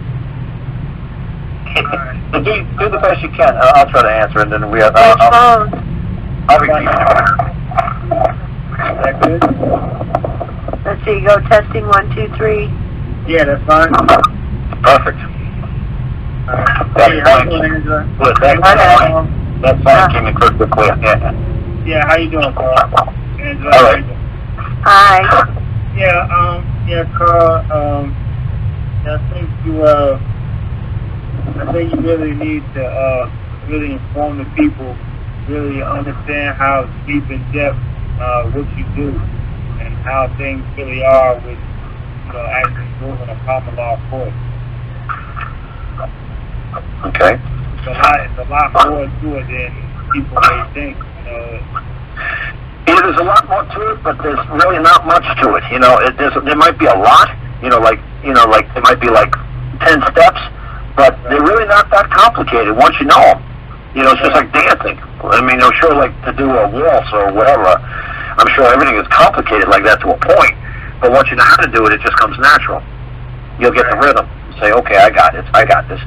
But of course, at first it's going to be difficult to do because you've never done it before. Right. So I don't make fun of people because they don't know the steps. I mean, I can imagine even trying to dance. I mean, I'd be a total failure at first. But I'm sure if I put my time into it, I'm sure I'd do great. Okay, somebody's breathing on the mic and it's making me crazy. That's not me, Angela. It's Karl. That's the wind. I live in mountains, Yeah. so I had to put the windows down. Yeah, Don't get in the wind now, Karl. You're on a conference call. Yeah, it's kind of hard. He's moving around, Angela. He's always moving around. But that's okay, yeah. I'm good now. Still for a few minutes. Oh yeah, I mean, like I said, it might be. It might. Thank God, like I said, a lot of people are saying they listen to Angela's old calls, and they said it's really starting to click with them. Mixing my calls with her calls. So what's great now is that I've been doing it since my Goldman shows back in last July. So it's been almost a year and a half that people can go back to my stuff and say, "Wow, oh man, you haven't changed one bit. I mean, it's the same spiel." So it's good. So at least if I keep repeating everything the same way over and over and over, I'm not going to confuse you folks. So once you see the pattern, this is as simple as it gets. It's not any more complicated. I'm not putting any new technologies in. What I said back then is what holds true to this day. It's just whether you guys can see what I see. That's all. Right. I'm still just trying to figure out how a lot of people are getting caught up in the cycle valve, man. Because cycle valves are the easiest things to get out of, man, or into. All you have to do is to say, the judge ever said to me, he said, a competency hearing, obviously I put it in writing. And said, if anybody places an order upon my person to go from point A to point B, I'm demand compensation. Place your order with me now. Anybody wants to order me to do something, I will gladly take all orders, and I will demand immediate compensation upon delivery of said order. And I'll hand it to him, and he'll shit a pickle on the. Well, I shouldn't say that's the Angela show, but he'll poop a log. Oh, I seen him do it in court one time. I seen him looking around court like, who wrote this? I wrote it for my sister, and he was like, my sister wasn't ready to go to court. It was civil, and she wasn't ready. And she said, I made it very simply and made it very clear to the court. Anybody in this court who orders me to move forward at this time, in which I am not capable, I do not have the capacity, I am incompetent to stand at this time, and they try to move me against my will be held liable, and whatever orders generated by this court, I will demand immediate compensation from said court. And man, it's like he pooped on pickle. Because, like I said, if you guys don't believe me, well, the Virginia Supreme Court rules, Rule 2:B, also makes the same exact statement. In a trial, if the person is not ready to be moved, he cannot be forced or compelled to testify against himself. And any order generated by the court will be, placed upon the burden of that court. You can't order somebody to perform. You can't make me do something. You can't make me testify. You can't make me do anything until I'm ready. That's why it's called civilized. So If you try to force me, it's uncivilized. Right, so they can try to hold you in contempt of court. That's fine. In contempt of whose court? It has to be the plaintiff's court, not the guy in a black robe. Yeah. See, this is where you guys are always confusing this thing. Contempt of whose court? Not the guy in a black robe. I'm not giving him control and authority. I never subjected myself to his orders. But once you enter into his jurisdiction, which means his control, that grants him the ability and capacity to order you. And you can't collect a damn dime on him. Why? Because you relinquished jurisdiction into him. So how do you establish it's your court? You just go in there and write out off the top if this is my court. Well, the claimant or the prosecutor or the petitioner, or it's their court. Now, when you're a defendant, you could just say, I have no knowledge of who's making the accusation or the claim against me, and before I'm going to allow this court to have jurisdiction over me, that party's got to be making his presence known to me. So I get the chance to compensate him and clear this up before we go into an open forum. I do not have that luxury or that right to do so, to settle the matter on a private side. So who's making the claim, or who's petitioning, or who's the plaintiff, or who's... I don't know this guy. I was just walking down the street. Next thing I know, poof, I'm standing in this courthouse.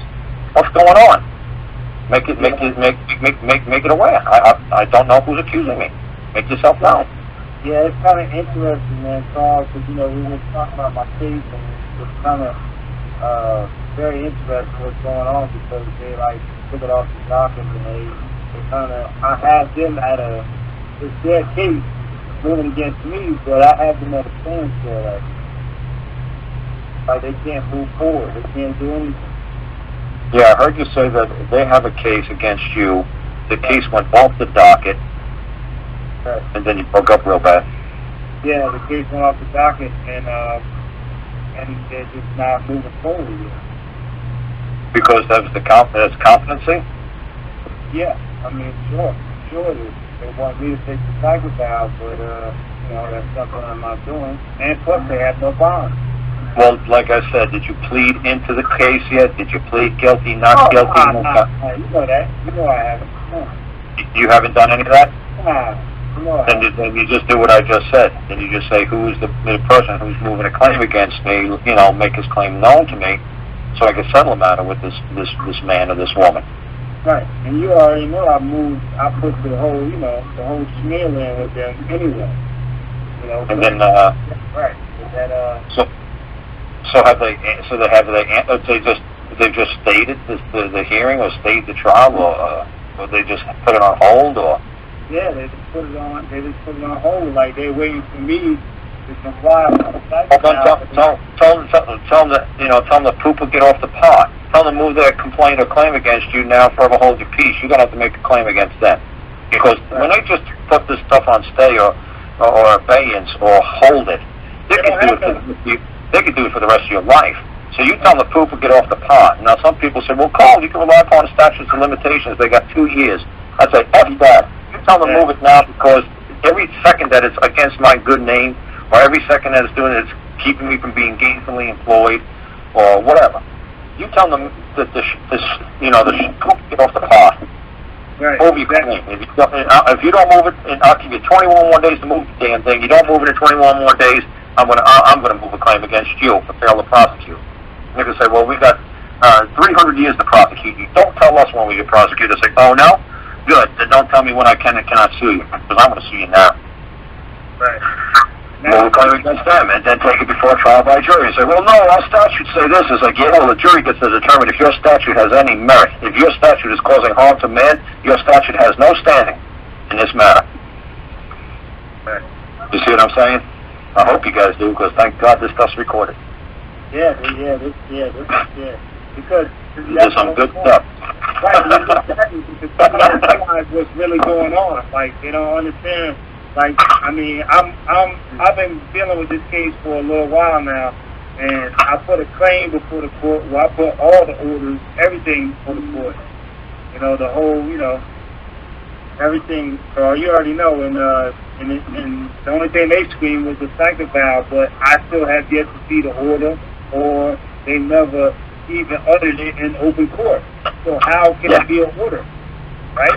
Well, like I said, I mean, it's very simple. I mean, if you wanted to do it, you could do an ex parte communication with the judge where you don't have to let the other side know what you're writing. And you can say to the judge, obviously, this competency examination you want to do, obviously, you give them the definition of the word competent. You say, obviously, I don't speak legalese. Obviously, you're coming at me in some sort of code. I don't decipher code. I don't wish to be a code decipherer. At no time in my life have I ever deciphered code, and no time do I want to decipher code. And is there anywhere in law that mandates or forces me or compels me to understand your code? There you go. Thank God this is recorded, because I ain't going to repeat it. Because it's going, that's what I'm saying. People like, you know, a lot of people dealing with this thing like on the outside, like just really, but it's a lot more deep and just simple things, like you say. It's there right in front of us. It's simple. Oh, yeah. I hear people call me up and saying that case has been going on for 7-8 years. Right. This is ridiculous. Right. Exactly. But get off the pot. You got 21 days, just like anybody else. You got 21 days to move your claim against me.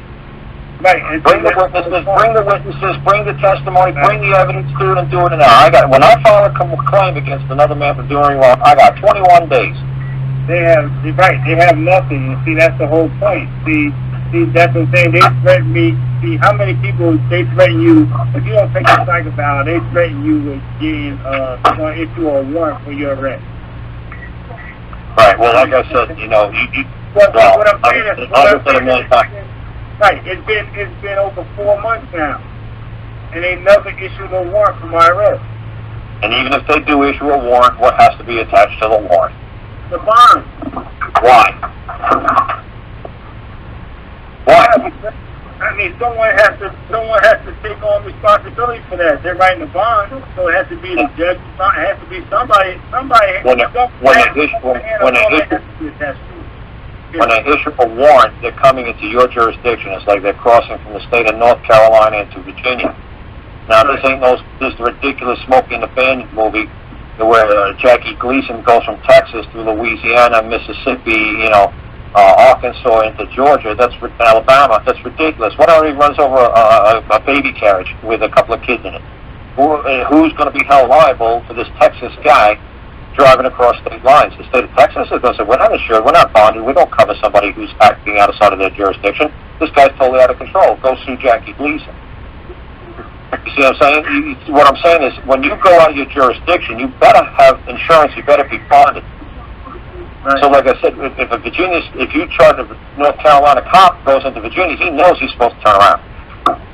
Sure. Because he knows he's not bonded, he knows he's not covered, he knows he's not insured. And heaven forbid he does something when he crosses into Virginia and he hurts somebody, he knows he's going to be held liable. So when somebody's trying to issue a warrant on you to pick you up, it's like, is that bonded? No, because if you break my toe, or if you twist my arm, or you hurt my ankle, I'm going to hold you responsible. You better hope that somebody issued you to give you the right to touch me, because, sir, have I done anything wrong to you? No. I'm just here to pick you up. Pick me up. For who? For Judge Bob. Good. Where's Judge Bob's bond? Because I'm telling you, if you hurt me, I'm going to sue you. And you know what, Karl? Right. You're right. And you know what, Karl? Ever since, you know, we've been dealing with this, and I took what you had, and I brought it before the court. We talked about what I did wrong and what I didn't do right, you know,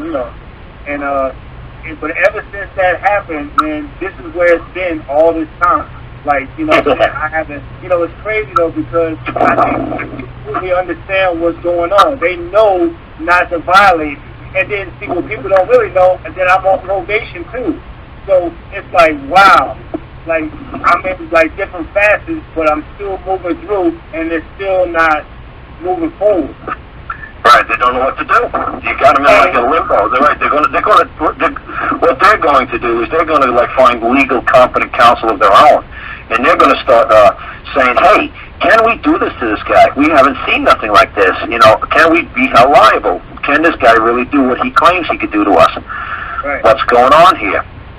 So like I said, that's the whole thing, is when I put that crazy paperwork in, they go talk to somebody legal, or they go talk to somebody in Harvard Law School, or they go talk to their buddies at Yale, and they say, hey, has anybody ever seen anything that looks like this? And it's like, yeah, about 600 years ago. I was like, what, it still holds? This is still good? Yeah, it's still good. Because like I said, this country's been around for 500 years. People think it's only been around for 200. This country's been around since 1492. Since 1500. It's 2000. So 300 years of law didn't just disappear off the books. And the first 300 years of law was forgive and forget. You know, you didn't hear anything about there was prisons in 1730 or 1650. They didn't see anybody saying, oh, well, we put them off to jail. No, it's forgive and forget, because we needed everybody in society, because there's only a couple of people that lived here for the first 300 years. So we can't put half the people in jail. You know? Okay, we need to move on. Oh, yeah, good. Yes. Thank you, Angela. Thank you. Okay, Carl, next talk up. to you later, man. Yeah, catch Karl on his show on Saturdays to continue the story. Let's see here. We have Mark Harris. There you are. Go ahead. Why don't you tell us what you put in the chat? Hey, Karl, it's Mark. Yeah, how you doing? In Colorado.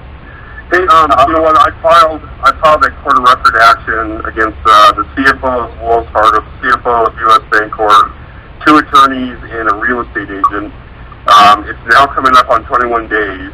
I've asked the judge to accept the position of magistrate, and he won't do it. I've asked the clerk to enter a hearing date, because I wanted them to have to come in, because we're coming up on an eviction hearing, and I wanted to push the issue, and so that we could then go and take a look at the record and see if the record has any answer. Well, lo and behold, an attorney for Wells Fargo CFO sent me a letter, and I talked to her today, and she's going to put in a motion to dismiss in statutory terms into the case timely. Now, the judge said, because I did not serve them personal service. There you go. Wait a minute. Because I didn't give them personal service, right, under statute, which is Rule 4 in Colorado, and I said I couldn't talk to the judge won't talk to me. So the guy in the black robe is correct.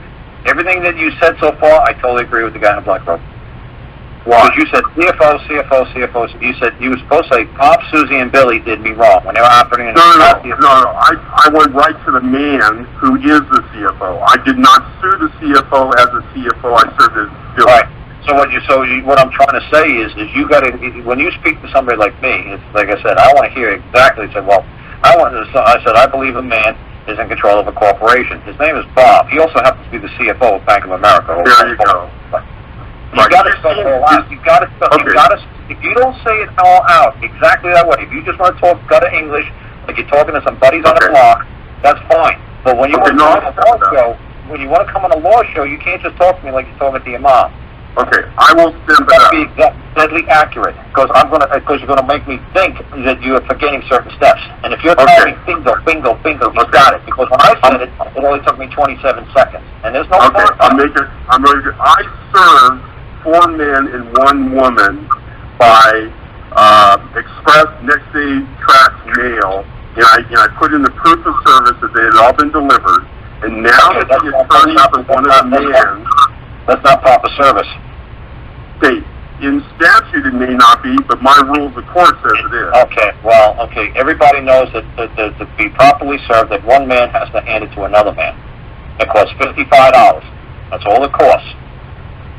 It's not going to break the bank. So just go after one man. I don't know why you got to go after all these other people. Just go after the guy who's in charge. Go after the big cheese. Like it's my farm. It's my farm. If there's 15 people who work here on this farm, why are you going after the other 15 people? Just go after me, because my duty is I got to maintain discipline, and I got to maintain discipline, training, and I'm fully training, discipline, and I have to monitor them, and then I'm fully liable. Okay. Because on the big cheese, you don't got to go after the people underneath them. Just go after the one big cheese.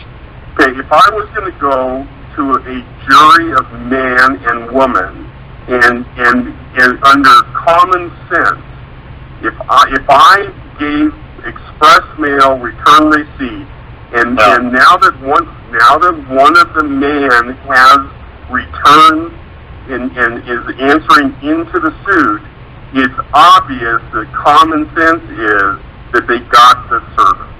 Well, if the one person was stupid enough to answer, then you could say that shows proof that one entity, like I said, I don't know, that one man was served. If he admits that he's been served, if he admits that he was served by providing an answer, and because there's no other way he could have possibly known that there was a claim against him, then that's proof that, So maybe everybody else's, could be said because you did not send the proper service. I totally agree.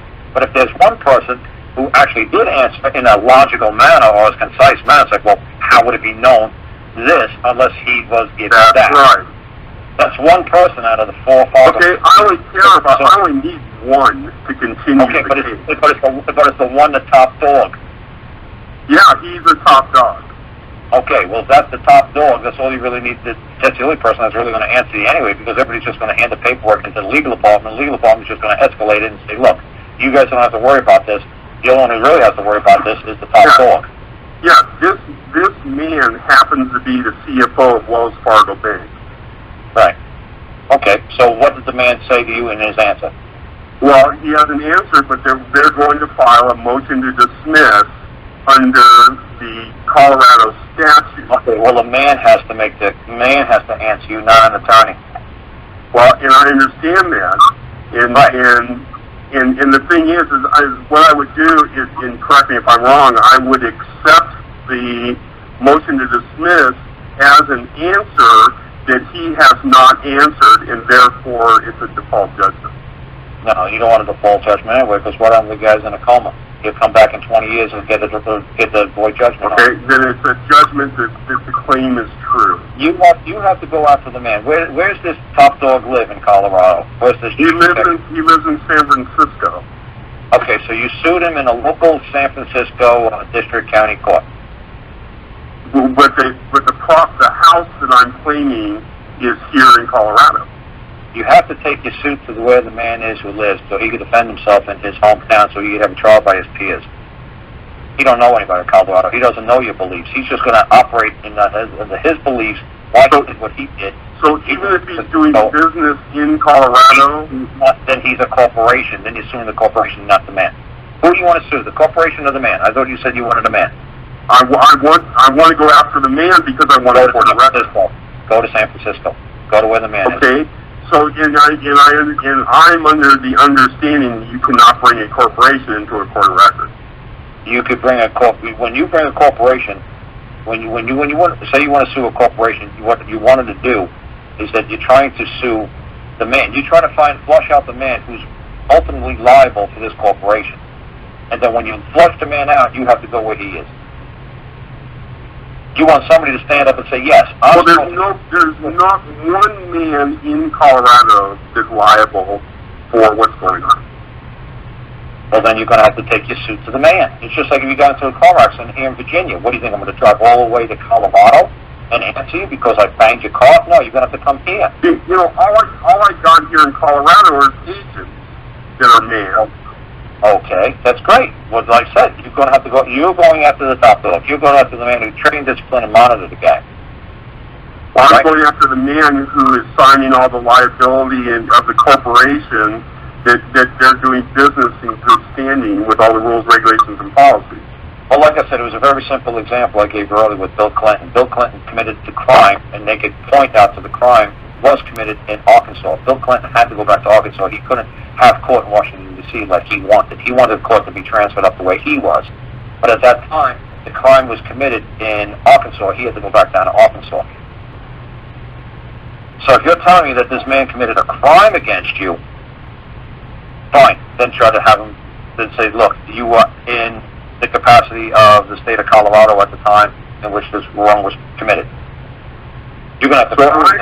So what do you think by that logic? I have to wait until they throw me out of this house and I can go after the sheriff for trespass.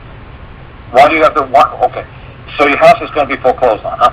No, the house is foreclosed. I'm claiming highest title of possession. Okay, so you're claiming that you have possession of it. Okay, so what are they saying that they had? Are they trying to say that they had, you were but just make it simple. Were they trying to say that you had, you're the owner of the house and they had a lien on the house?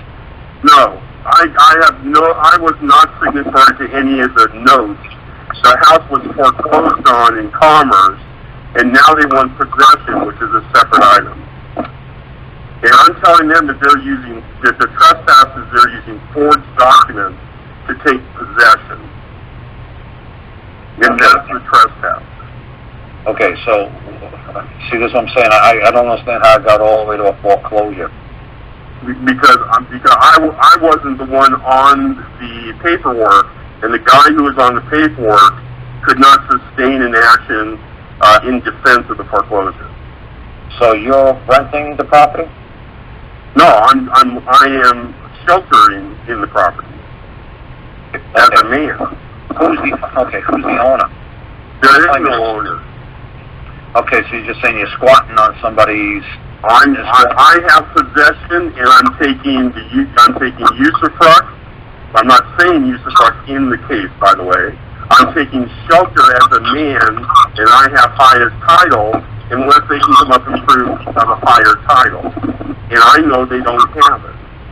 Okay, so what you're going to do is you're going to try to set precedent. So obviously, if I was you, I'm not thinking. Were you thinking about going in front of a jury or no? Yeah, I'll take this in front of a jury. Because I know they're using forged documents to do this. You're going to get clobbered. If you take it in front of a jury, you're going to get clobbered because the jury will say, look, you can't just occupy a house. You can't do it. Now, if you got a whole bunch of guys like in New Hampshire, a whole bunch of hippies in that town, well, maybe they'll let you get one like that. But I'm telling you, man, the jury's going to say no. You can't just take possession of a house and make the. Of course I can. Yes, you can, but I'm telling you, go in front of the jury's going to throw you out. Okay, and I'm saying that I'm good enough. If I could get in front of a jury, that I could convince them that I have highest title. Okay, and to them, they're going to say, what do you mean by title? Well, you know what, I don't want to get into that part. What I want to do is I want to hold court. Try it. It's time for the jury. Help me to hold the court. Let's do it. Let's do it. Let's do this. Tell me what the jury is. Tell me what you're going to try to tell the jury. How are you going to convince the jury? No, not tell the jury. Right now I'm telling the judge that he has to act as a magistrate and not as a judge. Okay, great. So if he agrees to that, how are you going to convince the jury? He hasn't agreed to it. Say tomorrow he hears this show and he agrees to it. He says, oh great, I like this guy Karl. He's going to take the burden off my shoulder. Good. I'll give this guy the magistrate status. Let's try to get this guy to convince the jury of this stuff. Hearing lots of wind. Okay, the thing is there a court of record that can be enforced, or isn't there? Every court is basically a court of record. All a court of record is, unless you say that the court of record is only going to move under common law. I've said that. Okay, now the common law, and that's a sign in where you live. You better hope there's a bunch of hippies, because I'm telling you, if you try to pull a stunt in Beverly Hills or something like that, they're going to say, no, you can't just occupy a house. You got to pay your bills like everybody else. You got to keep your lights on. You got to pay taxes. No. I am more worried about the procedure of holding the court than I am in trying, and whether, when it gets down to where I have a jury, and I have to go in front of a jury, then let's discuss that. You know, one of the things, and you and I have talked about this before, is that there's very little information on actually how to enforce a court of record of common law. Because the judge is going to say, is there, the other side is trying to say that you're trying to claim something because you possess it, because you're sitting there at that period of time. As man, people, I have highest title. Okay. And now I'm trying to get the judge to become magistrate in my court of record. Okay. To facilitate the case. When you said you have man and you have highest title, now what do you mean by title? My title comes from my creator. Okay, so you're going to say you created that house?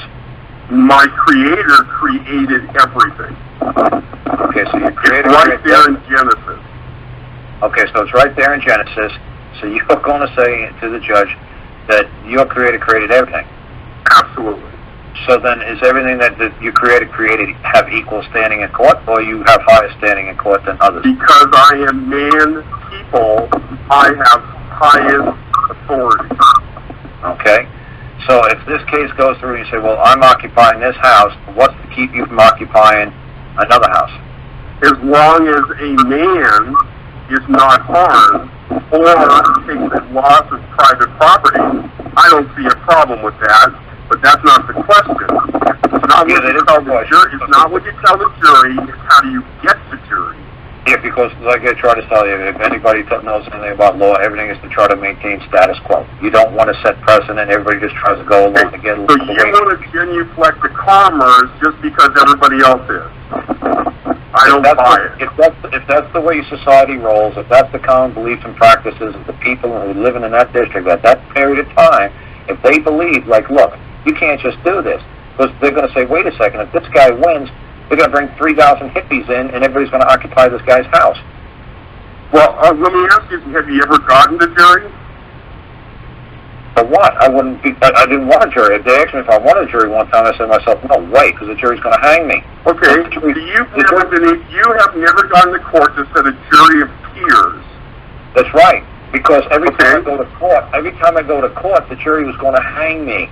Because you can't do what I do in the eyes of the jury. The jury's going to say, we're not going to tolerate that behavior in our community. We're going to hang I don't believe you. Okay, let me put it this way. It was much easier to deal with the guy in a black robe because I just had to say to him, who did I harm? Okay, what I'm hearing is you may have the information how to get to a jury of peers, and you may not, but you haven't had to exercise the authority to get to a jury of peers. I wasn't crazy enough to go in front of the jury because I know they're morons.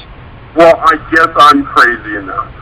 Okay, well, there you go. And I'm trying to tell you, you better hope that, like I said, when O.J. Simpson had his trial, I'm telling you, if there was a trial of jury in Brentwood, California, Beverly Hills, they would have hanged him. You're going to try to get people on your jury from Long Beach. You're going to try to get people... especially today, everybody's so dumbed down. They want to please the judge like it's their daddy. So they will do whatever Angela, the whole thing is I'm all about process. I've been at this for a long, long time. And I'm just trying to find the process. Now, whether or not I can make a determination of whether or not to have a jury or not, that's up to me, and whether or not I'm actually crazy enough to do it. But what I'm finding out is I don't think you can actually hold a court of record. And that's what concerns me, because now I'm of the mind and the belief that trying to take foreclosure defense through statutory merchant courts is not going to give you a consistent remedy. Okay, so you want to sue somebody because they want to foreclose on you. So when the man comes out to hand you a piece of paperwork, and he's going to he's going to tell you you got to go? Let's say the sheriff comes and see what they've done is I've gone, I've stayed because I know how, I know my status, and I know how. And now they want to regulate me to statutory. Okay, let me make it simple. Let me make it simple. So far, nobody's done you wrong. You haven't been evicted yet. Nobody's removed you from the house. That's right. Okay, so they'll have to wait till they throw me out. How are you going to sue somebody for doing you wrong until they've done you wrong? Because they're doing it under the threat, which is harming me, and they're threatening my property, which is injury. So you're going to say they're hurting your feelings by threatening to kick you out if you don't? Right. There you go. So how much money think you're going to get for feelings? Well, I have no clue if I'm going to get a dime. That's not here nor there. How much did you sue for when you sued for your feelings being hurt? $600,000 silver. You got some pretty serious hurt, huh? You got some pretty serious... Oh, absolutely, because what they've done is I have all the information and evidence that they have systematically used true fair weights and measure against the people and man and woman, and they're taking orphans, widows, and they're taking people and they're taking them out of their house, which is in an unlawful manner against the will of God, my Creator.